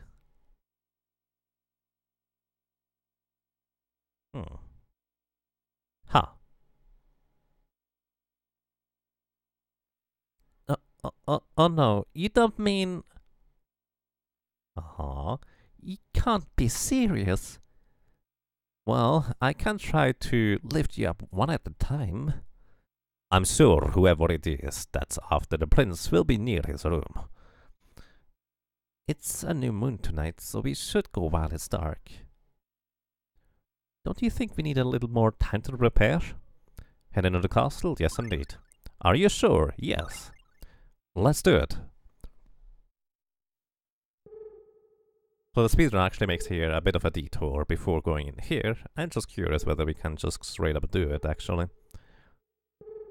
We're here all back together now. So basically Archie, since she is flying on a little broom, but not too high usually, and also apparently costs her a lot of energy, she just lifts us up one by one. Let's go check out the prince's bedroom, but be quiet about it. I like that the game basically acknowledges that Archie is actually flying and we should be able to take advantage of that story-wise. Like, oh no, there's a Nightingale over there on the cliff. We can't get to it. Hey Archie, couldn't you just go and grab that because you can fly? Well, apparently she can sometimes. So, we are here and the guards are just patrolling. Who's there? Show yourself! Essentially they have... We can't afford to be caught. Let's sneak by when the guards aren't looking. He didn't look, but the thing is, they are proximity based rather than where they are looking. Essentially they have, I think, a giant square around them. Also, we can just go into the throne room and steal their thrones, or not. They are proximity based, so you will be able to go to certain places, but only if they are far enough away. Those doors are closed off. Those doors are closed off.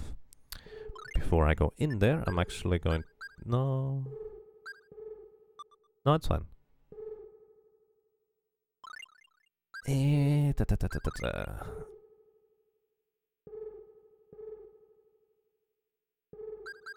I'm going to tell Archie to not cast spells by herself. I will want to cast them myself.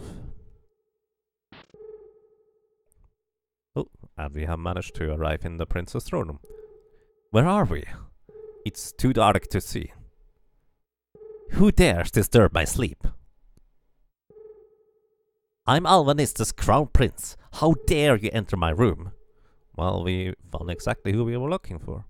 The prince's room? Assassins in my room! Guards! We're in for it now. The guards are coming. Yes, the guards are on their way. You're gonna get it. There's no way out. There's something fishy about the prince. Like he's being controlled. Huh? Look at that bird. The bird? That bird.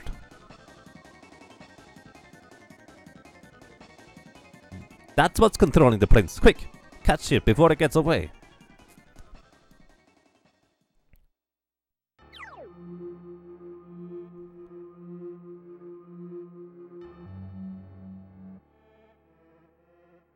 I'm Jamir. Remember that name when you are burning in hell. I didn't think you'd make it this far. But now, I'll take matters into my own hands. So this is indeed Jamir. Jamir is pretty strong, overall. Let me explain real quick. Jamir has two of those little minions that are protecting her. And they deal a lot of damage, like a lot of damage if you don't immediately defeat them. You can defeat them reasonably easily, but Jamir herself is actually quite a nuisance to deal with. I'm going to try and use Eruption on her, trying to see whether that deals a substantial amount of damage, and I'm also going to tell Clark to use Sylph on Jamir. And this is kind of what I wanted to avoid. Archie just took a lot of damage. Oh, apparently ice heals those enemies, so my sword is completely useless against those guys.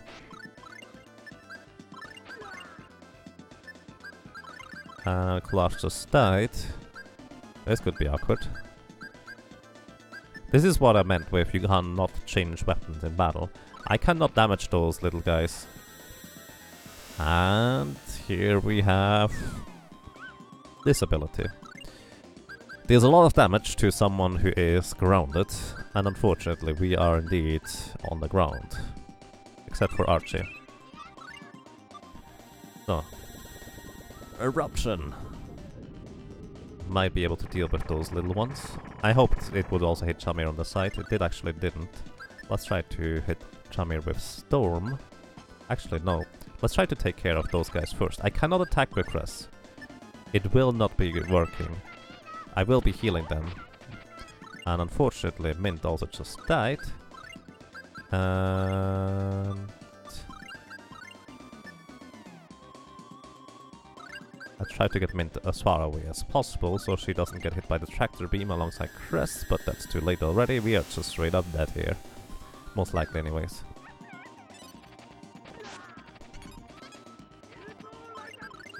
Alrighty, I tried to take care of those minions with Lightning Bolt before something worse happens. You can only use items every so often, and I'm trying to take care of these ones with Lightning Bolt. Once again, I cannot hit them normally. Lightning Bolt, thankfully, is a lightning element which actually deals damage, which, by the way, will not deal any damage to Jamir at all. So, by the way, this is not just a damage attack, a single target damage attack, that icicle that is, but it will deal damage over time, which actually is pretty substantial. So, boom. Alright, we are defeated. So, Jamir is actually, casually speaking, one of the more crazy boss fights to deal with as well. Like, this one is not an easy one. Their deaths mark the end for all hopes and dreams, especially if you don't have the right weapon. I was actually correct in my assumption. I should have bought the pole arm in Alvanista. The reason why I didn't do that is, well, there's a different way of doing this. Let me explain real quick. So this is Alvanista, and you're kind of free to roam these areas to explore and go to different places as well, which, there's this little harbor over here. What does it do for you? Well, hi. Beauregard? Or Beauregard? Someday, Ozma and I will travel together. Ozma, she will be mine. Hi, where are we going? So, looking for a ship to Freeland? With food and insurance, it's gonna cost you 80 gold, that's per person. That's a total of 320 gold. Do we have a deal? Sure. Hoist the sails. So you can actually go to a little bit of a different place here too. Still not as bad as Demitel? I guess not. No. It's only 3 enemies and you can deal with those little guys pretty quickly. They deal a lot of damage once again. So, we are now in the desert. What can we do in the desert? Well, we can go to this little village, which is called Olive Village, and it has pretty interesting music. Mixed gummy found, and 1,000 gold just kind of laying over there. This is the inn. You can go and sleep there if you want to. There is some food that you can acquire in this shop here if you want to buy any food. There's a item shop where you can go and buy items, which, speaking of which, I probably should actually stock up on orange gummies. Kind of neglected to do that, that's the wrong shop.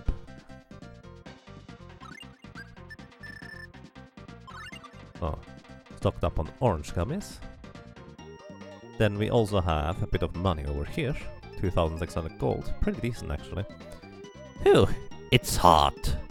It's hot in Olive Village indeed. And there's a weapon shop, but I'm not going to buy anything here, we're coming back here later.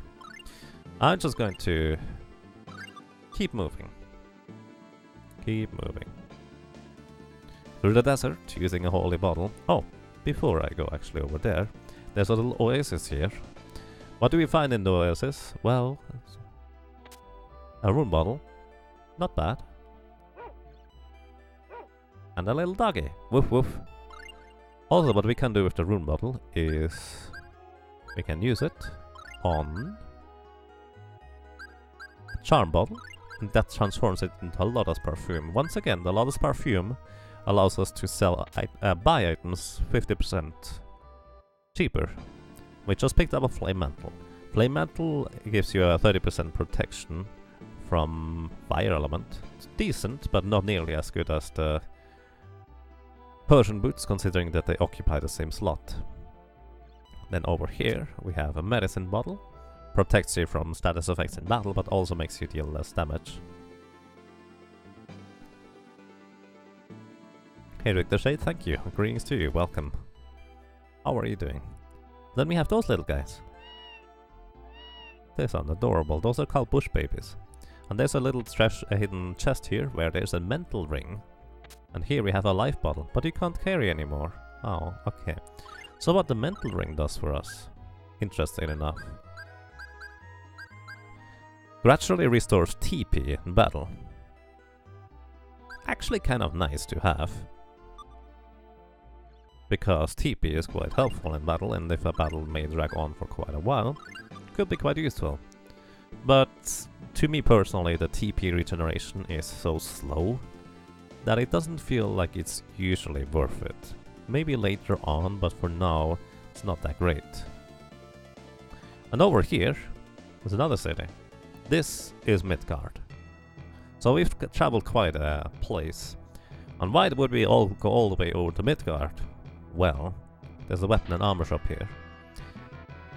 And what kind of weapon can we buy here that might be worth traveling here? Well, we could buy halberds earlier in Alvanista, and we have a mecha halberd here. To give you a frame of reference, halberd has 105 slice and stab. Pretty strong compared to what we have. But this thing here has 200 and 210 respectively. This thing is insanely good, so we just need to sell a few more items to be able to afford that, and we have an insanely good weapon.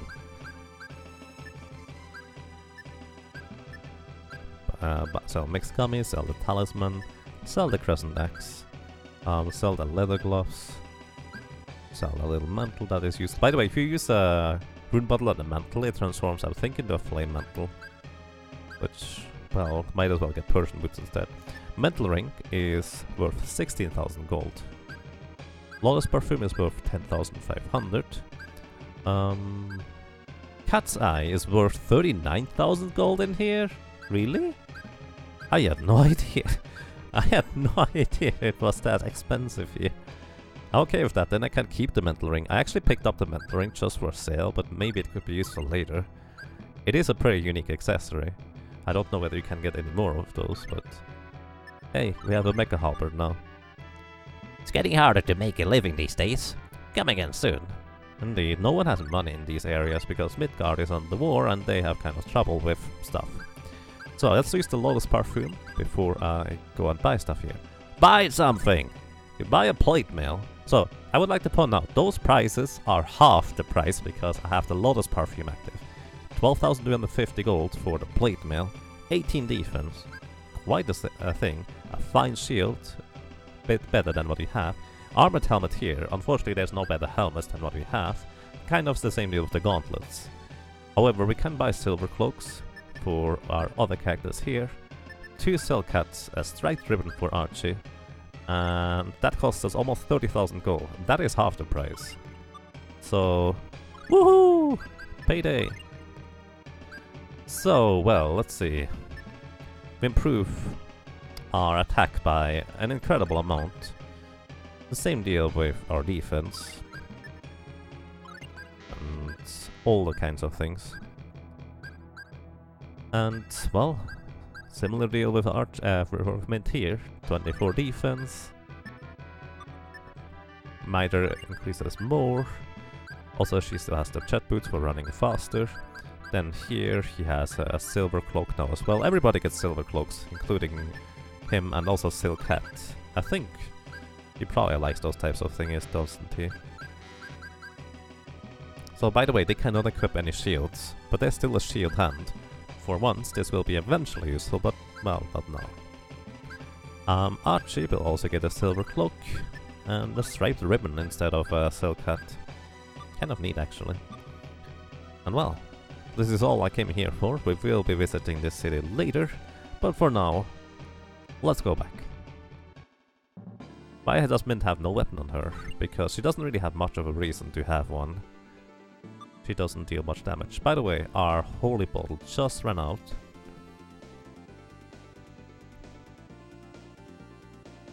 And I'm okay with that.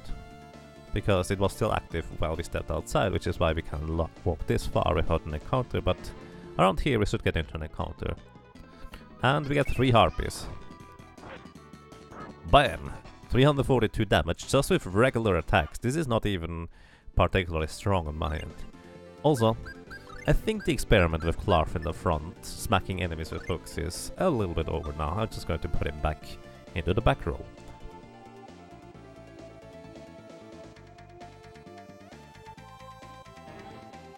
Alrighty, what do we get here?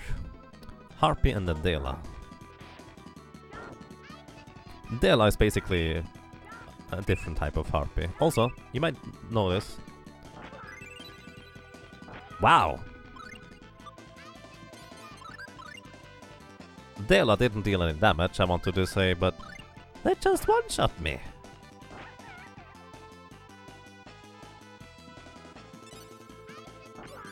Wow! Holy cow.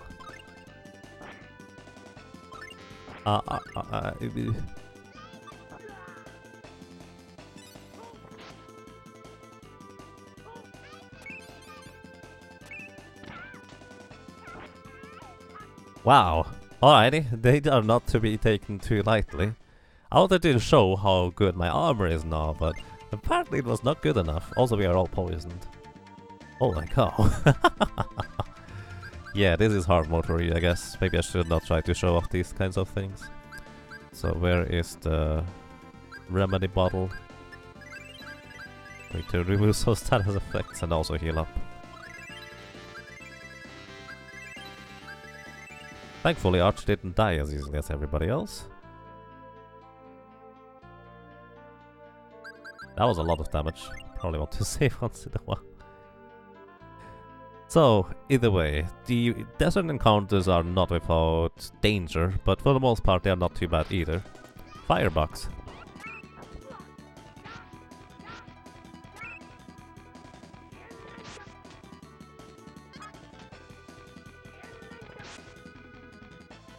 I'm trying to get far enough away from those guys in order to use lightning bolt.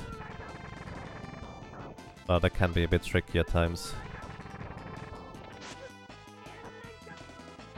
And those things do actually just kind of spit fire at you. They are called firebugs for a reason.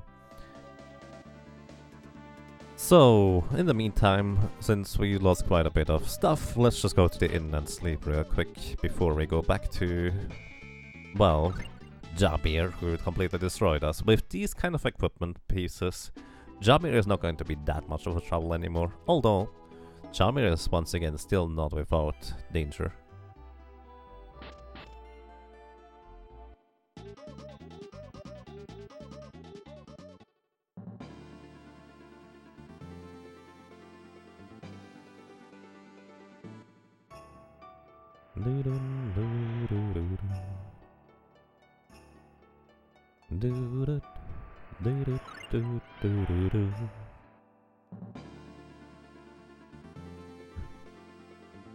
Harder to make a living, but he pays 39,000 for a gem.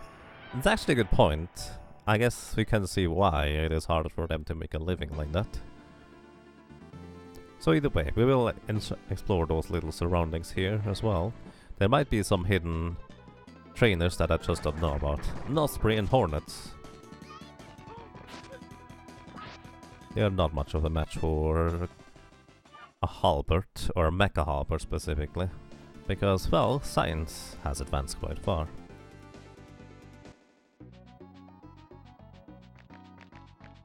Alrighty, we are back here. And now, it's worth noting that a lot of equipment and weapons do have certain elements attributed to them. Ice Scimitar is obviously ice, which for most part against bosses it is a terrible idea to have any form of element. You just want to have a neutral weapon.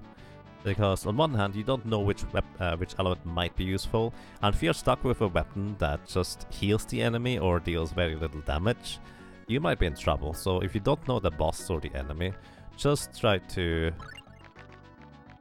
not use a weapon with a specific element.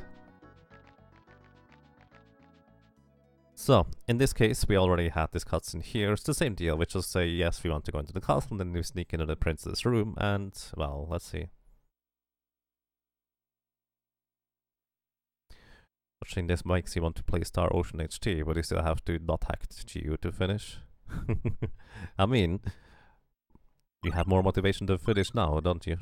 By the way, in a speedrun, I also go over to Midgard and purchase Mecha Halberd, but I also do some other stuff over there in order to move through stuff or areas quickly. Actually, thinking of stuff here, I'm going to equip the mental ring on Archie so she can spam spells more frequently. I'm also going to... No, she's already at the far back. I don't need to put her any farther back than she is already. Except maybe for Mint, I'm going to put in the back. And I'm also going to put Cloth in the back. The reason is the Tractor Beam affects an area. In fact, all area effect spells affect an area, and if my allies are not on screen while Crest gets hit by a spell, they will not take any damage. So that's kind of what I'm aiming for. So, same deal here again. And let's see whether we can win this time. So these battles, once again, are pretty brutal, even if you're not playing on hard mode.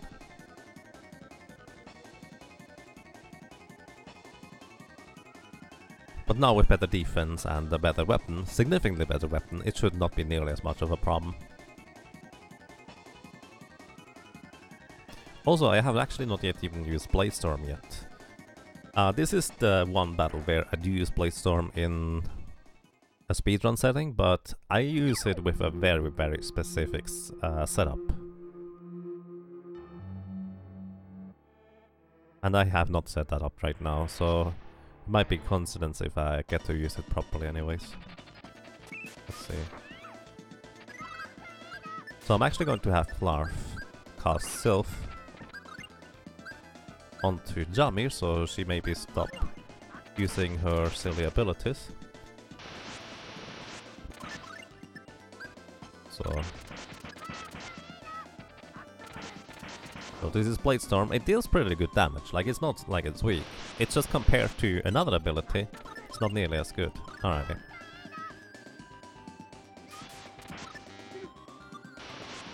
So Sylph can still hit Jamir while Jamir is in that weird form, but I actually cannot hit Jamir at all.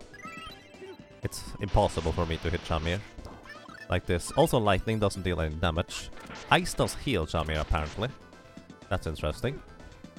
So the Ice Scimitar is essentially really, really bad for you to use against this boss here. So I got interrupted immediately.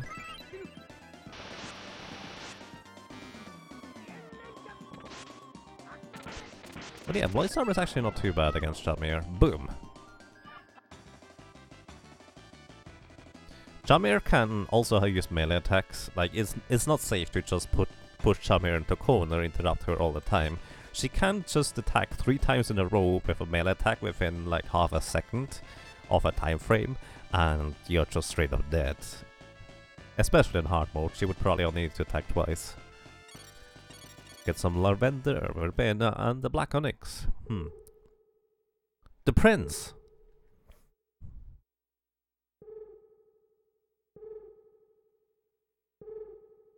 My head. I can't remember. Who are you? We were... guards! No! Are you alright, Your Highness? I'm fine. No thanks to you. Seize them. Yes, my liege. You're under arrest for treason to the crown prince at the crown of Albanista. Not again. What are we going to do? Don't worry, I'll think of something. My skin will get all pasty if I stay here. We can't make them listen to us. It looks like we tried to kill the crown prince after all. We're not staying here. This food is awful. She's just complaining left and right. Do you think the prince will remember what happened? I hope so. If he does, we are saved.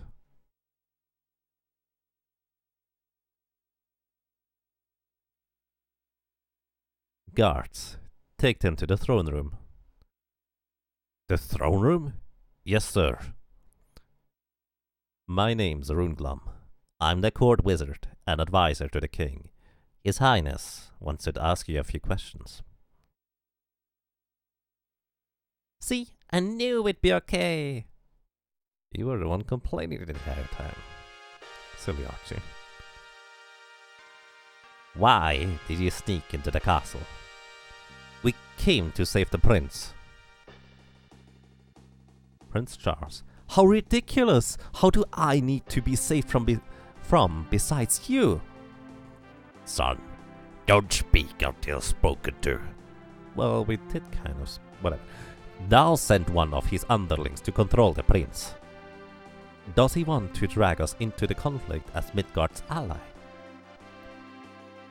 We want to challenge Dal's, but we can't do it without magic. Well, I just wanted to make sure why you were here. I had a feeling you weren't really after my son's life. The fight against Dal's could use spirited young people like you. Was I really possessed by an agent of Dal's? Yes. For this reason, I think it's best that Alvanista stays out of this war. It's almost as if Dal's wants us to get involved. Wait, what? It's almost as if what Dal's wants is for us to get involved. No, actually, wasn't it that... That's backwards. What? Haven't you heard? Midgard is on the brink of war with Dal's, and they want Alvanista to join them in the fight. Yes, we heard.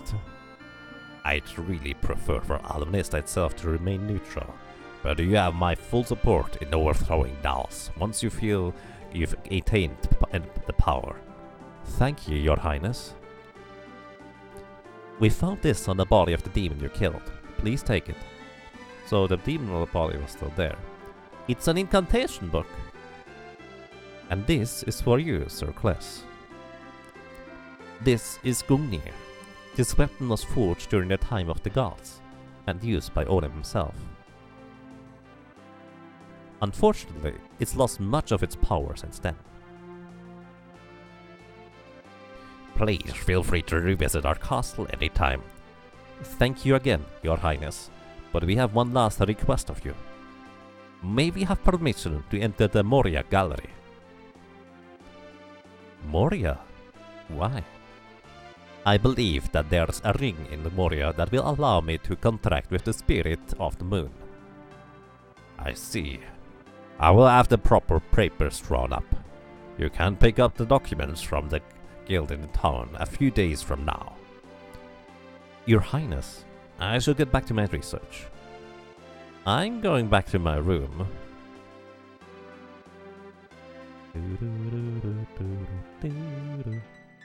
Receive the Garnet Ring, Gungnir, and Opuscule. Interesting. let's take a look at those items real quick. So, Garnet Ring is something that Clark can equip. It's once again a summon ring. It shields the wearer from fire. So, I actually originally thought for some reason that the ring we have currently equipped, the Ruby Ring, is for creating a pact with fire, but it's actually, the Ruby Ring is for creating a pact with earth. Then we also got the Black Onyx from the fight, which increases the wearer's HP maximum by 30%. This is pretty substantial, honestly. Like 30% more health. It's as if you would, well, have just a lot more health. It's really good, actually. And it can be used to do a little bit of trickery with items that increase your health by a percentage. And I will do that eventually. I'm not entirely sure when, but when I feel like it, I guess. Then, we also received Gungnir, which it's a slightly stronger weapon than the pole arm you can buy in town, but really it's not even that strong overall. Odin's Spear used during Ragnarok. It seems to have a life on it of its own, Ragnarok. Yeah, it's a legendary spear, and we just kind of got it like that. And also Clark got a new book. And it's called The Obvious School, a book from a subterranean library destroyed millennia ago. Which actually, it might be actually a plot device where this is how he knows so many things sometimes. Last modified 2004. Wow. Nice Catmatic. Welcome to you. Hi. Take care. Take it easy, okay? Alrighty. The lady hasn't even said anything. I'll keep you all in my prayers. Thank you. Come back and visit anytime. I've just did whatever. Alrighty, and so this is where we couldn't go earlier.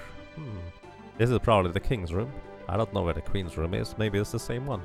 Would make sense to an extent. I'm the chambermaid. Welcome. Welcome to Alvanista Castle. And this is the little balcony that we kind of, well, infiltrated the castle with.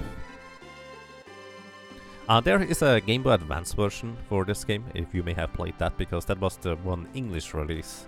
This one here was never released outside of Japan. There is a fan translation, however, that you could have played. Hi. Hey you, half-elf, I can sell you some spells. Which one are you interested in? Tractor Beam or Thunderblade? Tractor Beam is what you, in the first fight, got destroyed with against Demeter. And Thunderblade. So let's see, Tractor Beam, how much does that cost? 4,000 gold, sure. Archie learned Tractor Beam. We can lift up enemies and smash them to the ground. And Thunderblade is actually a spell you also pick up in a speedrun. It is a lightning-based spell for 12,000 gold. It's pretty expensive, but it's worth it. And it has a really quick animation too. It's kind of neat. We will show those off soon. Hi. We need permission to enter the Moria Gallery, don't we? You can pick up the proper papers from the Adventurers Guild. It's underneath the pharmacy in the southwest corner of town. Alrighty, we go there. The fire spirit Ifrit lives in a cave in the Freeland Desert. Interesting. We were kind of in the desert earlier, so we know where Ifrit is now. We already have a pact with Sylph, so might be something useful. For Clark. Magic would be a wonderful thing to use. I assume you don't have any. Some of those people here are half-elves, like you can see that indicated by their ears, and Runeglom over there is actually also a half-elf. I'm not sure it has necessarily been stated, but he has been in the service for this kingdom since a while. Hi. You need to focus more. I've been working all night long. Pardon me if I speak in algorithms. Algorithms? There's some kind of connection between science and magic. Hi. No, it was you I needed to ask. Spirits? All I know is the water spirit Andine lives in the cave on a small island north of Phantasia, and the earth spirit Gnome lives in the cave east of Aladdin. Does that help you at all? Yes, actually it does. Unless you ask this person here specifically where some of the spirits might be, you actually cannot get to Undine's island, or Undine. Let's visit the prince. Maybe he has something else to say. Hi. Hello. I hope I can be as good as a king as my father is. I see.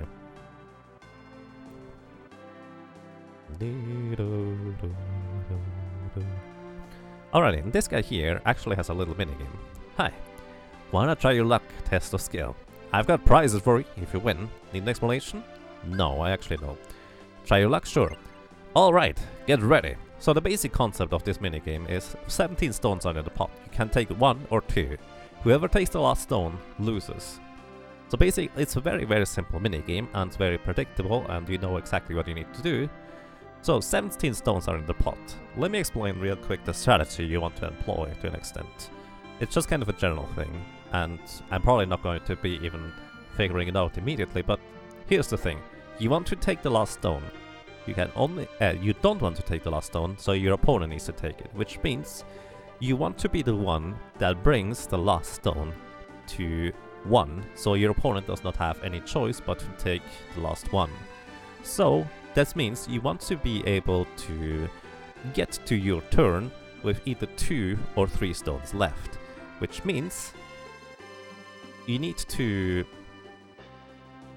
No, you want to give your opponent the turn with... No. You want to get to your turn with 2 or 3 stones left, which means your opponent needs to get to the number 4 minimum.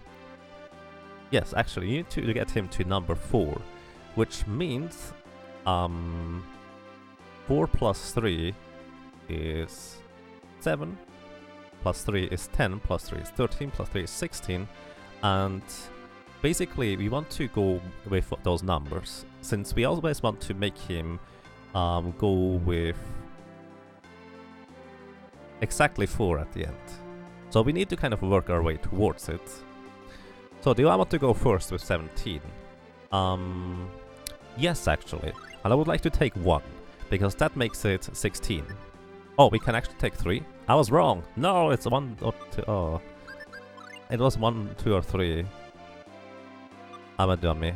Alright, I don't actually know what I'm doing. I'm going to lose this one. It takes 3 and I need to take the last one. Okay, my theory would have worked if it was 1 or 2 stones taken rather than 3. For some reason I thought it was 1 or 2. Alrighty, with 3 it's a bit more complicated. Oh boy. So with 3 you need to bring your opponent to 5. And you want to go in iterations of 4 upwards, which means 5, 9, 13, 17. So I needed to have him start right there. Basically I need to get him to 21, 17, 21. I want him to start. So he takes 1. In this case we take 3. Basically we always want to make it a multiple of 4, or well, he takes 1 again, we go for 4. He takes 1 again, we go for, well, total of 4. He takes 1 out, now we are 3. Now we are the total of 4, we can take 3, and we beat him. Here's your prize. And we went a mental ring. That's the second mental ring you can get. It's 16,000 gold if you want to sell it, if you have no use for it, but, well, it might be useful.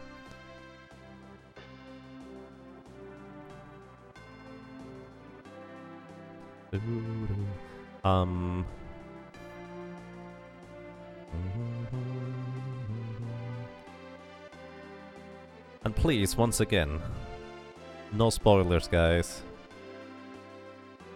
I appreciate your enthusiasm, but just saying. We will get there. We actually are pretty far away from that point, so it's alright. Whatever. So, can we play this again? I think the war is over for good this time. Well, we can't play this again, so we can just play it once. I'm happy to see you all turned out to be good guys. The prince means a lot to us. Hi. I propose to give the tire to Sorcerer here in Alvanista. When you've conquered more obstacles, come back to me. Oh, interesting. I did not know that. Title of Swordsman. Hi. Would you like to listen to the legend in this book? Sure. There are 3 types of magical books. Some of them contain spells for the mage. All that contains instructions on how to perform weapon techniques for a swordsman. Lastly, there is a book that the summoner uses to write down the proper incantation to call a given magical spirit. Oh, that's why we got the book. Probably. We only read the rings, actually. Being a guard isn't as easy as it looks. I don't know anything about magic. Maybe the people in the research center can help you. Wait, I do know one story.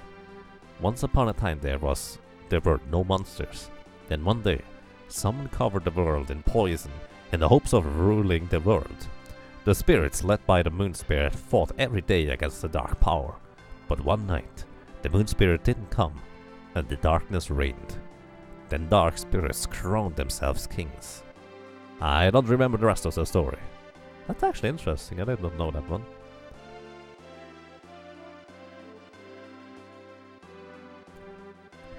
Hi. In Midgard, they are researching science, the new power combined with magic. They call it mystic.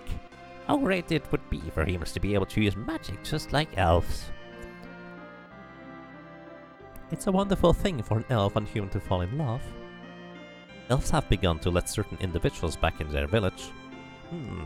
Interesting. So the elves don't want us in their village in the first place? Probably. Basically, I'm learning story as well. The music in the castle needs to be updated, don't you think?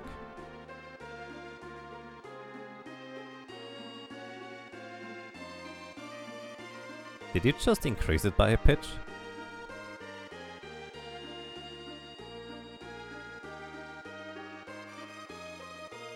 He just changed the music!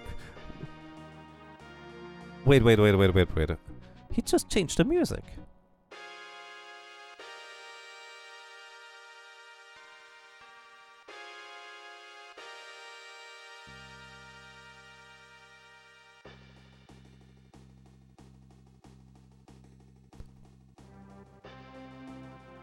Now, Archie is a half-elf. We actually only know her father, who is a human, so the other portion has to be an elf. Which, that's an entire different story, please don't spoil this.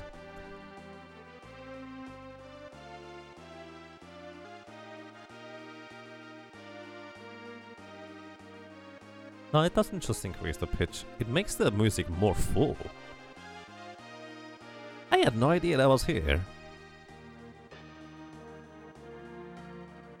It sounds pretty neat, actually. Huh. Hi. I love this music. And he changes it back!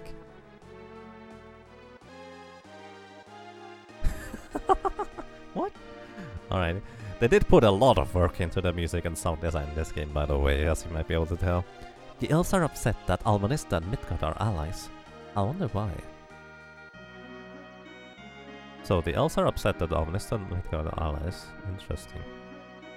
They don't like a Midgard, apparently. I think the elves are afraid humans will learn how to use magic. It would detract from their individuality. Well, that's one theory. I feel like that's not quite it, though. This is the library. Ancient Dialects Volume 1. The ancient cultures had two forms of their language. The first was their formal dialect, which dates back to 10,000 years. There was also a dialect used for everyday speaking. Our language today is actually a combination of these two dialects. Many ancient tablets are written in the formal dialect. Forbidden Magic Volume 1. Some magic is prohibited. The first is a form of magical sacrifice, where the caster expires himself, releasing an enormous amount of magical energy. This creates a barrier around you that nothing can penetrate. Scholars are debating on whether this practice is a failed attempt to increase one's power or used as a last resort to protect others. Interesting. Okay, that's the same deal. I was wondering whether the left and right side might have different things to read. Magic as a healing force. Magic is used for destructive purposes, but there is a way to use magical power for healing. No one has discovered how to do this yet. So, well, Mint already knows it because she is from 100 years in the future.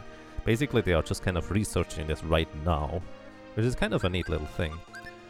Speaking of magic, let me actually disable Thunderblade and Tractor Beam by default for you for now. The Moon and Stars. There are two moons orbiting our world. The first is Silveranto, and the second is Tessiala. Silveranto takes 35 days to revolve around our planet, while Tessiala takes about 42. There are also several meteors circling our planet, which we can see only with a telescope. And yes, if you have ever played Tales of Symphonia, this game is kind of... well, more specifically, Tales of Symphonia, I think it's more or less a prequel in a similar or the same world. There are many similarities, actually. Everyone talks about how horrible the war is, but it hasn't affected me at all. Wow. Hi. Prison duty is boring. I love it here! What? Oh, we can't go in there.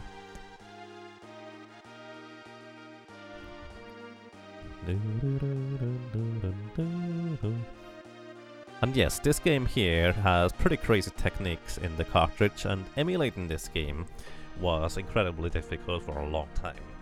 I'm currently playing this on console, and even console struggles a little bit at times, at least the way I'm playing it right now. But yes, the developers of this are kind of ridiculous how much they cranked or got out of the Super Famicom system at the time, or Super Nintendo. It's technically the same hardware. Or similar anyways. Alrighty,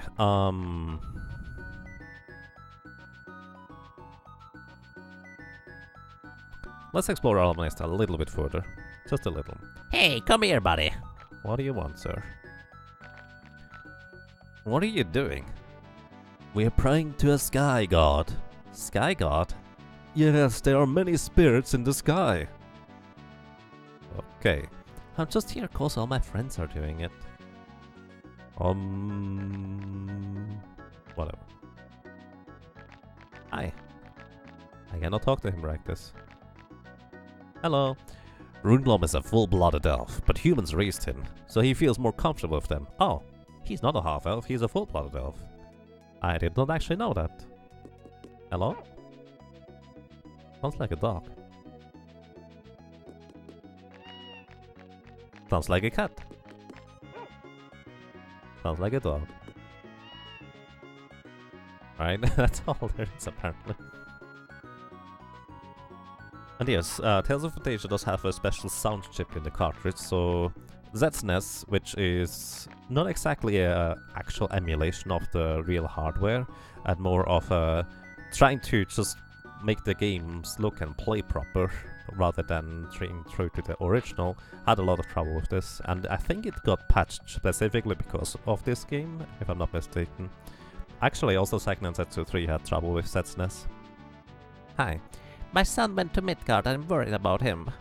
Hi. I'm leaving town before our damn government starts a war. My grandparents worried that the war will reach Almanista. Well, I mean, we literally just removed the thing between... well, that prevented Almanista from participating in the next end. Right. Oh, we are back here. Right. We can buy some more rune bottles. Well, not really. They're kind of expensive, so we just buy one for now. Alrighty. I think we explored Almanista sufficiently. I'm actually going to do one more of those and...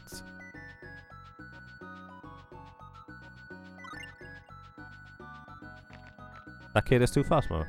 But you're even faster, congratulations. Wait, what?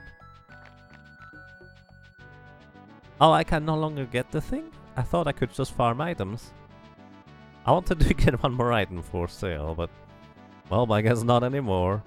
That's fine. Alrighty, last house we are checking out. Hi. Look, a bush baby. Sounds like a dog. Sounds like a cat. Weird.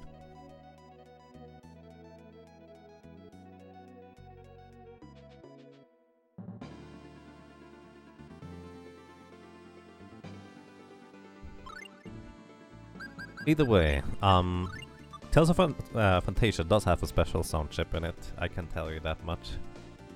It's a pretty heavy cartridge compared to other cartridges actually. Although my comparison is not that great, the only thing that is more or less normal I have in the same vein is a Final Fantasy V cartridge from Japan.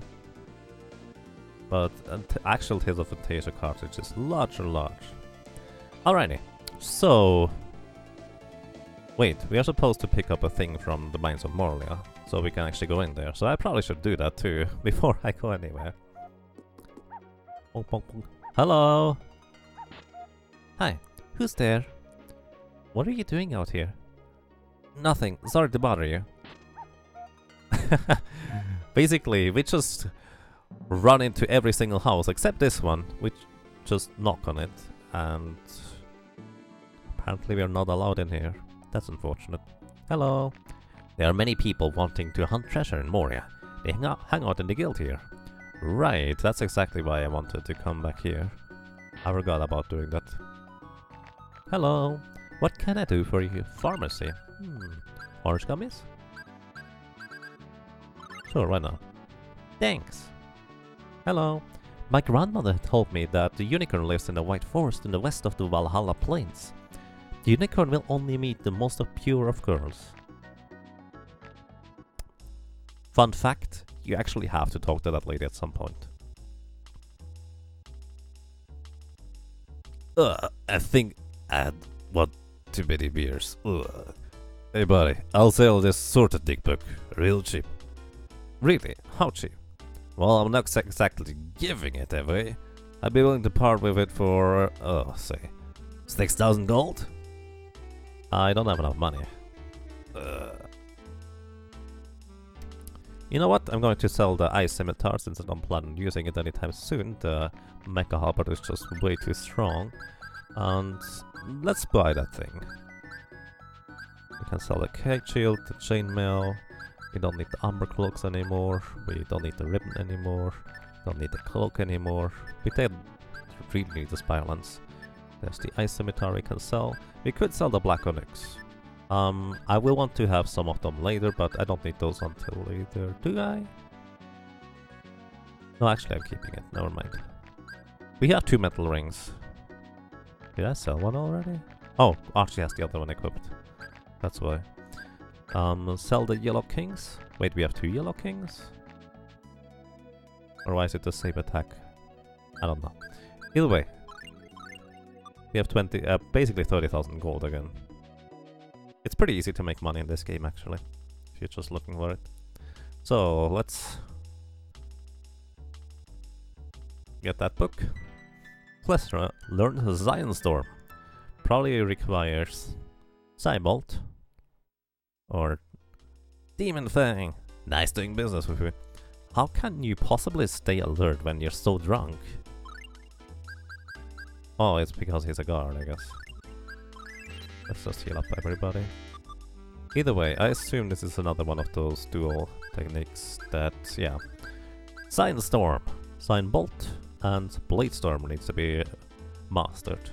I'm just going to use a whole lot of Blade Storm in the upcoming battles, I guess. For Sign Kick I would need to master Dual Kick, but I don't really plan on doing that, so just going to replace everything with Blade Storm. Hi! Permission to Moria is expensive. I'm on the waiting list for permission to get into the Moria Gallery. So many adventurers want to go in there. Sakuraba. By the way, this is literally the representation of the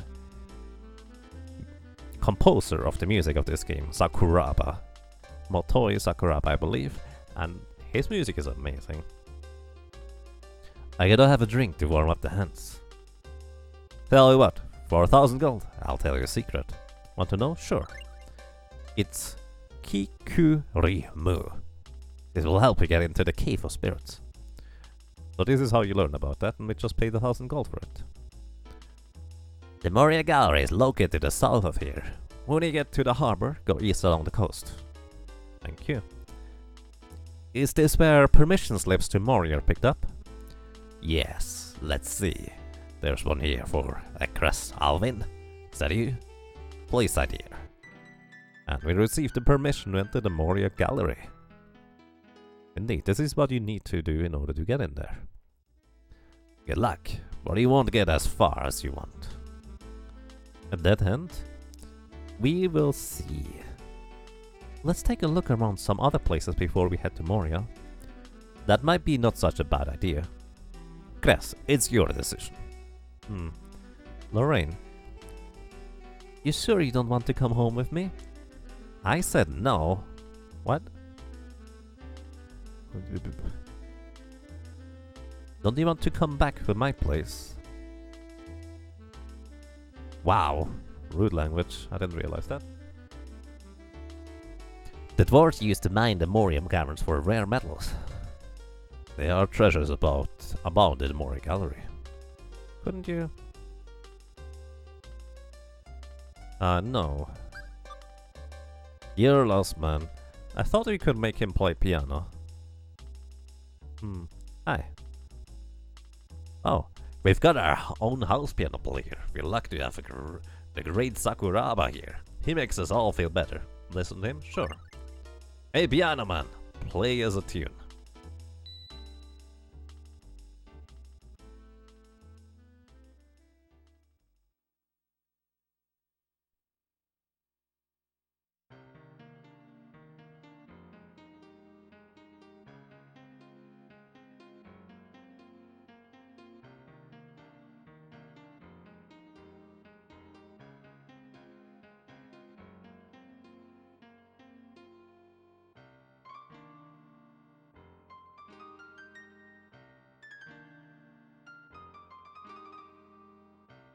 I like the music. The Yellow King's book has the same attack as the book you got from the king. I guess it makes sense, but they don't usually have any special attributes to them right now, do they? Actually, I don't know of any books or stuff that has special attributes to them.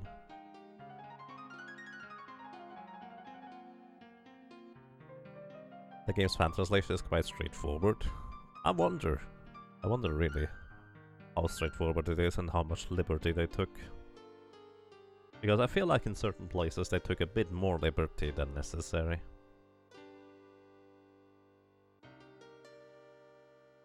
Sakuraba stuff has tendency to end up sounding out of tune.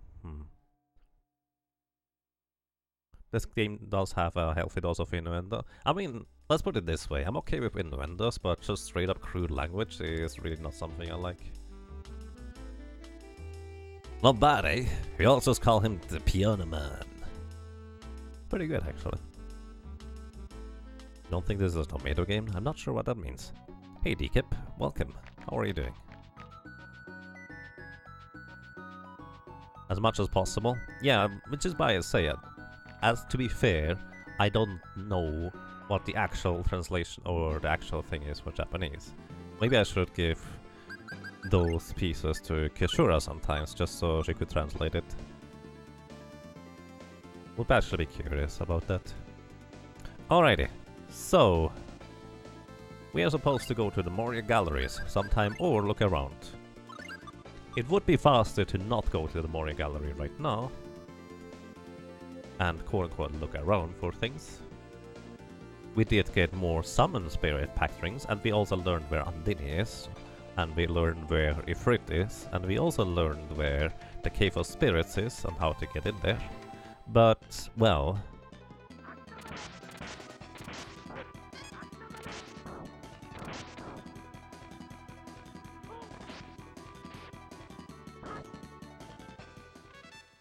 I mean, that's in the level. But well, I feel like it might take a while until they are available? Not sure. I'm actually going to equip the mental ring here on Kless, I think. Should I? Nah, that's fine. But I will have Archie cast spells. Wait, she does already? Sometimes, I guess. So this is the Moria Gallery. I'm just curious whether there's maybe other things around here. There does not seem to be anything. Tomato is a translate that did lots of kings. I see. Aye. You can't enter the Moria Gallery without permission from His Highness, the King of Alvanista. We've got permission to enter from the Alvanista's king. Oh, I see. Please pass. Thank you. Moria Gallery. No entrance without written permission from His Highness, the King of Alvanista. Getting a bit redundant here. So either way, this is an entire gigantic puzzle dungeon, and there are switches, hold this lever, that open up doors. On the right side, there's a door that just opened.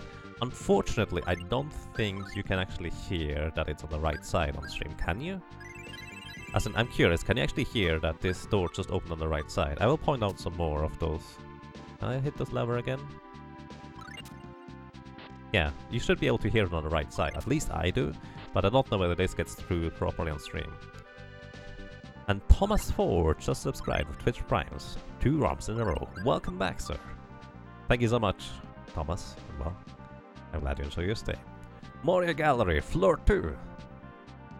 Moria Gallery, floor 3. Oh my goodness, we are delving deep really quick. Moria Gallery, floor 4. And we can't pass through here, it's closed. So, we go back up.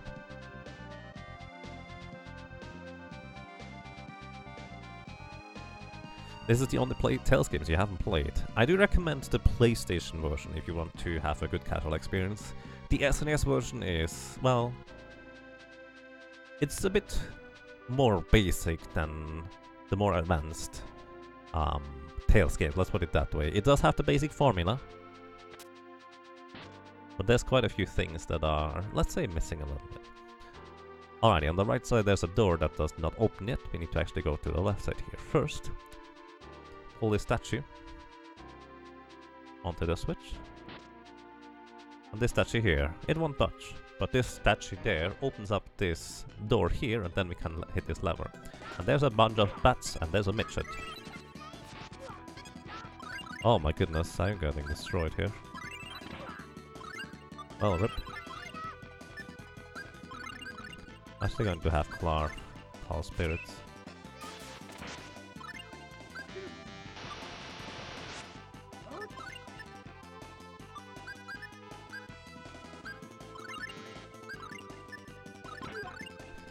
And I'm getting destroyed here really quick. Ice tornado.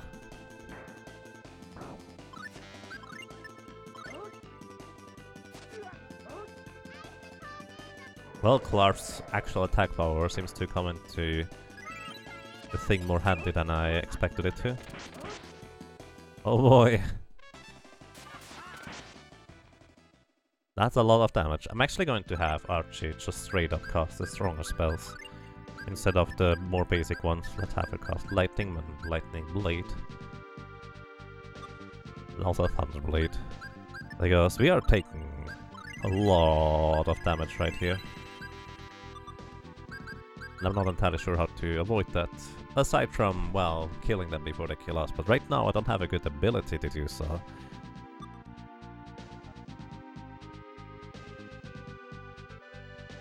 Star Ocean for the Super Famicom is indeed somewhat related to this game here. So this switch opened up the door on the right, by the way. Let's see. The stairs leading down are to your right, indeed, but we need to open up the door. Essentially the same team created Tales of Phantasia that also created Star Ocean. My holy bottle ran out, I'm just going to use another one. And it's not the same company anymore. But it's basically the same engine and everything is very, very similar. Which is why it's so, well, similar. So, over here we have a levitation thingy. Then we have more stuff on the right, but levitation doesn't last through the right here. And this door here is closed, this door on the bottom right is closed. So what do we need to do is we need to find the switches. Right now I'm actually exploring more stuff than I usually would. Over here, this thing here turns the levitation thingy off, which you actually want to avoid, because if you step onto these switches here, the door closes. If you step off, well, you can see how this is a problem if you step on the switches. You want to avoid stepping on the switches, and you need to use this levitate thingy. Unless you do a little wiggle, and you can completely skip that entire thing. Doom Toads! Oh boy. Thunderblade. That's a lot of damage. Well, it's definitely worth it, I have to say. Those poor Doom Toads got completely destroyed.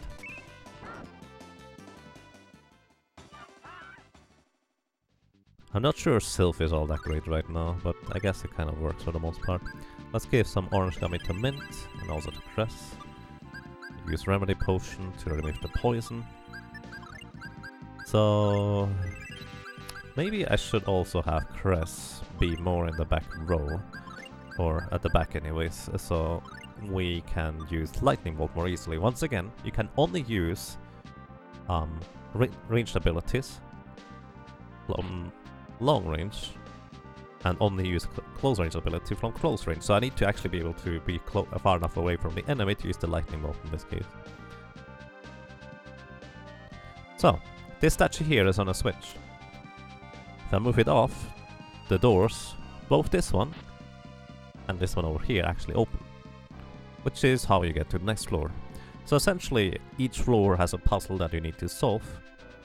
And this torch kind of looks suspicious. Look at this torch! There's something odd about these torches. Try pulling the torch? Yes, indeed. I just realized I missed a separate piece too. Oh well. But before we go there, let's see, is there anything here? Hi! Lightning Bolt.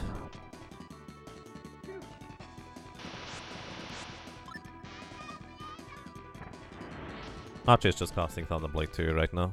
The little bats are not a problem, really, but the rest is a problem. Hi, how are you doing? I know there's a secret passage here somewhere, but I can't seem to find it. You didn't look all that properly, did you? Oh well. So, you just need to pull on the torch. On the right side here, you have this NPC walking around. I'm sure there's something here, indeed. Alright, that was quick. So what you need to do is you need to both step on the left and the right switch at the same time. And you need to hope that the NPC actually walks under the switch. And we find a rune bottle. So those are treasure hunters. They are trying to delve deeper into the mines and hunt treasures and solve puzzles and such. And well, I guess they may or may not have success. Up, up, down, down, left, right, left, right. Well, that does sound familiar, doesn't it? Where's the BA combination? So, up, up, down, down. By the way, only the left side of the switch is activate. Left, right, left and right. Vamp Beast and Gargoyle. So, gargoyles are similar gargoyles to what we've already faced, but right now we are significantly stronger than before, and my attacks are dealing significantly more damage as well. Let me just use a flare bottle to one-shot that thing. Clark has gained a level. Left, right, and a door on the right side opens. And then we have a switch here. Pull the lever, yes indeed. And there's also this thing here. So this is basically the halfway point. If you remember, this is the door we could not actually go through if we came through the stairs. And I regret to inform you, right now we actually cannot really progress much further. We can go a little further, but we need some more tools to work with. So we are just heading outside for now. It's kind of a little taste of the game Mines of Moria. Basically, if you proceed further, you would notice that, well, you just can't really go anywhere anymore without something or something that you might be missing. So, well, we are just heading over here for now. And we are going back over to the desert. What's the relation of Wolf Team with Tri-Ace? I believe it's the same team originally. I don't actually... As in, I think... Wolf Team is Tri-Ace. At least the original iteration of it. Might be wrong on that. Totally a village. By the way, we can see whether we can buy something interesting in here in the weapon shop. I import all sorts of things from both Midgard and Alvanista. And indeed he does. There's halberd, bardish, ruby rod, breastplate, helmet. Essentially nothing we haven't already seen. Ooh, a Panama hat. A hat for naturalists. Come again. Am I a sailor? No, this is just the latest fashion. Explains as to why everybody wears the same things.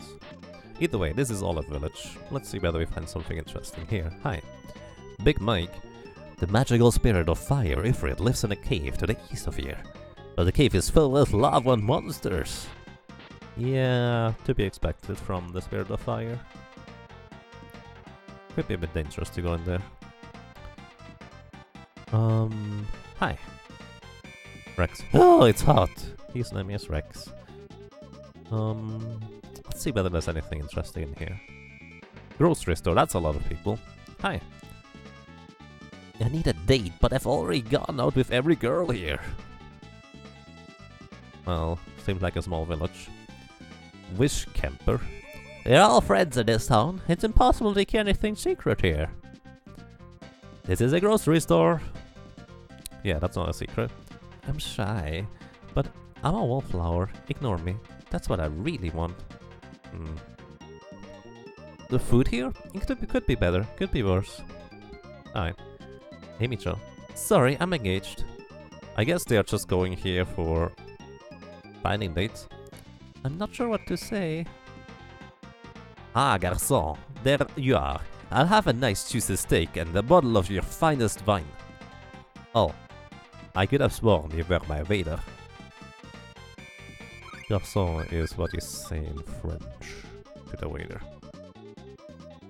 Which also at the same time means son, I think. Pretty sure about that. Either way, let us head over to Ifrit's cave. Ifrit's cave is actually pretty dangerous. Now that I think about it, I should go and save before I go in here. Because there are quite a number of enemies in here that can give you a bunch of trouble. Either way, welcome to the Molten Cavern. This door right there. You can open it and you can save it here if you want to. There's a chest here, contains a charm bottle. Pretty good. Once again, that is discounted stores for 30%. Use a rune bottle on it, 50%. And here there's a switch over there or something, like a target. We can try to ask, who was it, Baliok? To help us out here, but unfortunately there's no Baliok in this game, so we need to find another way of activating that switch. So, and there we have chests, resist ring found, and talisman found. Talisman reduces any form of damage you receive elemental wise by 5%. And resist ring, I believe, is the equivalent of the, is the equivalent of the physical resist ring. Absorbs one magical attack and then breaks, which actually can be really good in specific circumstances. I've actually never thought about using it. And here we have ogres. This is why I saved. Ogres are really strong. They have a lot of health. On the top of that, if they hit me, I get paralyzed with a high degree of chance. And what that does to me is, well, Crest will probably get hit and then hit again and again and again within about a second or two, and I can't heal in between them, they're dead. Plus, if you have all your party members dead aside from Crest, and Crest then gets paralyzed, it's automatically game over. So here we have the Sorcerer's Ring. Now that's a special one because you can tell because of the jingle. What's this? It's a ring. What a strange looking stone. Whoa. Did you see that? It shot sparks out. What an odd device. It's some sort of magical remote control. And indeed it is. So. Mint has Persian boots. I kind of would like to keep them on her. Clark really doesn't need a ruby ring. I'm going to give him the Sorcerer's Ring. Now with the Sorcerer's Ring, they can just shoot stuff out. Or, if we stand in the correct position, we can make it seem like we are spitting. As Chaz like to point out. The door on the left is closed, you cannot go in there. Let's see what's up here. I actually don't know. Spy lens. Alrighty, not all that great. Either way, with this magical remote thingy, we could go through the door in the north, but there's another thing we need in order to go through there. So, there's another one of those targets that Baleg would like to shoot too, although they're not red. That's fine too, anyways. Get into more encounters, more ogres. By the way, the encounter you get into is determined at the end of each encounter. So, if I were to be able to save state and then try to get another fight, I would always get the same encounters here.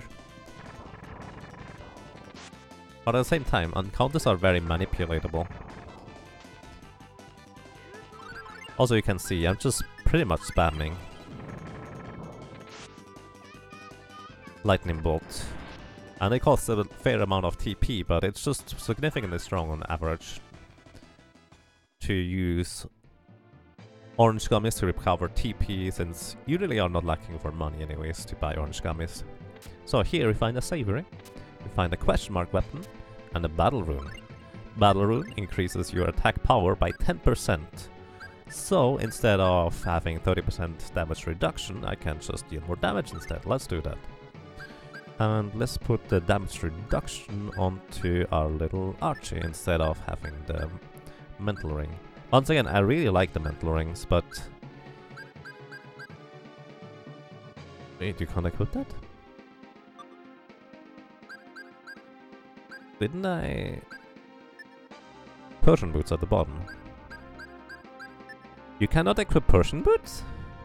Wow, okay. I like mental rings, but they are not as good as Persian boots. I did not know that Archie could not actually equip the Persian boots. Oh, she can equip the Black Onyx, which is, in a sense, almost the same thing as taking 30% less damage. Because she has 30% more health. Because most of the regenerative items are percentage based, it doesn't really affect you much in that sense. It actually affects you in the sense for healing spells, but that's the only case.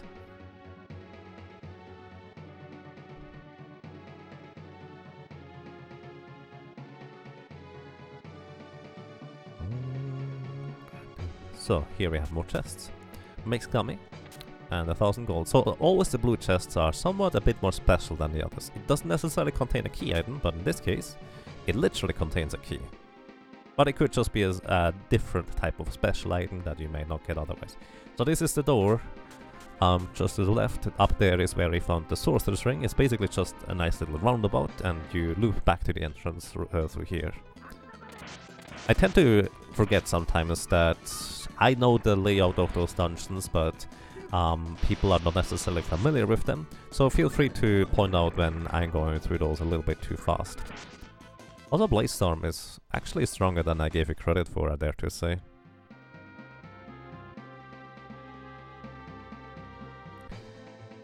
So, alrighty.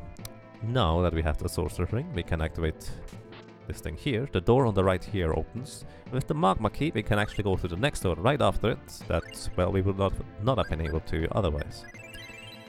Okay, so I'm actually going to briefly equip the... what is it? Ruby ring? No, not the ruby ring. The garnet ring on Clarf. This absorbs fire-based damage. And I'm going to put Clarf in front of everybody else for now. You will soon see why. And then I'm going to tell Archie to use only... oops. I'm going to tell Archie to only use ever Isaac Needle for now. I guess we could also tell her to use Isaac Nair, but that's okay too. Because it's a fire-based area, of course. Use the Magma Key. So, we need the Sorcerer's Ring in order to knock down those pillars. And go through here. By the way, in case you're wondering, yes, you could have gotten to this point earlier already. But the thing is, it doesn't really do anything for you. Ifrit would just be straight up missing from this place here. But Ifrit is right here, right now. Are you Ifrit? What are you doing here? I'm here to request a contract with you, Fire Spirit. Well, you seem to know a lot about our culture. Then I assume you know the only way I can grant a contract is by testing you all in battle first. Trial by fire. Alrighty, Flare Bottle on Crest to increase his damage. Lightning actually was pretty good against him too. He's even stunned right now. Interesting. Ice Tornado deals decent damage as well. And Sylph is basically just there to interrupt him, and Clark really doesn't have anything else to do. Normally in a speedrun, I actually have a different ability already when facing Ifrit, which actually trivializes him greatly. He throws those little fireballs very frequently, which is why I have Clark in the front. He can just straight up absorb those without any trouble. As you could see, Clark actually got healed by the little thingies there. Also, I'm running out of TP, using Orange Gummy to recover 30% of my TP. More Ice Tornadoes. He tries to teleport sometimes, but if you use the spell on him, it gets interrupted. And also I get interrupted. Oops. Holy cow. Well, I got destroyed right there. Oh boy. Life Bottle on Cress. Uh-oh. I don't know whether Sylph Ifrit uses anything that is not purely fire-based.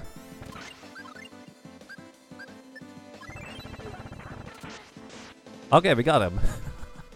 By the way, experience is actually split between all alive party members, so we gain twice as much experience on Cress and Clark compared to having everybody alive. Ooh, that was actually sketchier or scarier than I expected it to be. Cress gained a level and learned Tiger Teeth. This is the ability I normally use against him. Get another level, and Clark gained a level, and the Flame Mantle was acquired. Amazing! It's been centuries since anyone has ever done that well against my flame. Now, by law, you owe me a contract. Yes, we will forge a contract through our Garnet Ring. For your Garnet Ring. So, the Garnet Ring is what we acquired from the King of Albanista. We could have gone here, but without the Garnet Ring we could not have forged a pact, and that's why Ifrit was not here in the first place. Spirits of magic, I beseech you, grant me the power of fire. My name is Clark. And yes, I'm playing on hard mode. This is why everything does so much damage. Didn't Sylph construct you without testing you in combat? I mean, we defeated, or more specifically killed, a lot of Sylphs along our path. So we kind of tested our ability against Sylph, but you're not technically wrong in a sense. Clark gained the Summon Spirit. Ifrit, and now here we also get the Book of Spells. Archie-Lantern to cast Firewall. Firewall spell is actually an interesting one. Because it applies a damage over time effect to an enemy. So, alrighty, using another Holy Bottle to just walk outside here.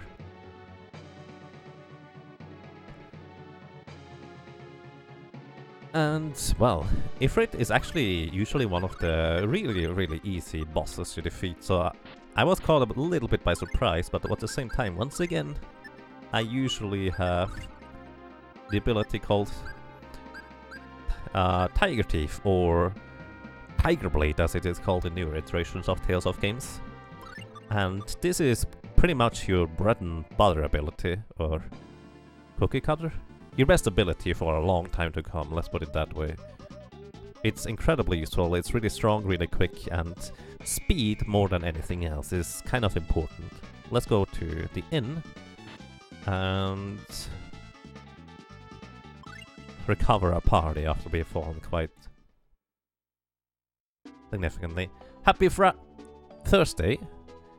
Greetings to all you, alright. Happy Fry Thursday to you as well. I hope you're doing well. Either way, ladies and gentlemen, I have just received a nice plate of food.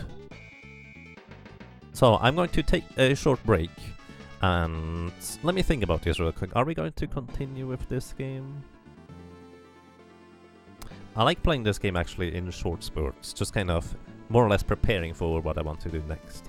And I feel like this is a nice conclusion point for now. So ladies and gentlemen, I think that is it for Tales of Phantasia for today. I'm going to be streaming some other stuff afterwards, but I'm going to take a short break. So, thank you for watching, for listening, and for lurking, for being around, for being awesome, one way or another. We will be continuing this most likely tomorrow, and just kind of keep progressing further through the game, and, well, eventually get back to the speedrun of it, since, well, I think I'm the only person who actually more or less actively speedruns this game, which is definitely something I want to get back to. Plus, this game is going to be an RPG limit break, a speedrunning marathon for RPGs, and I definitely want to be prepared for that. Once again, thank you very much, and until next time.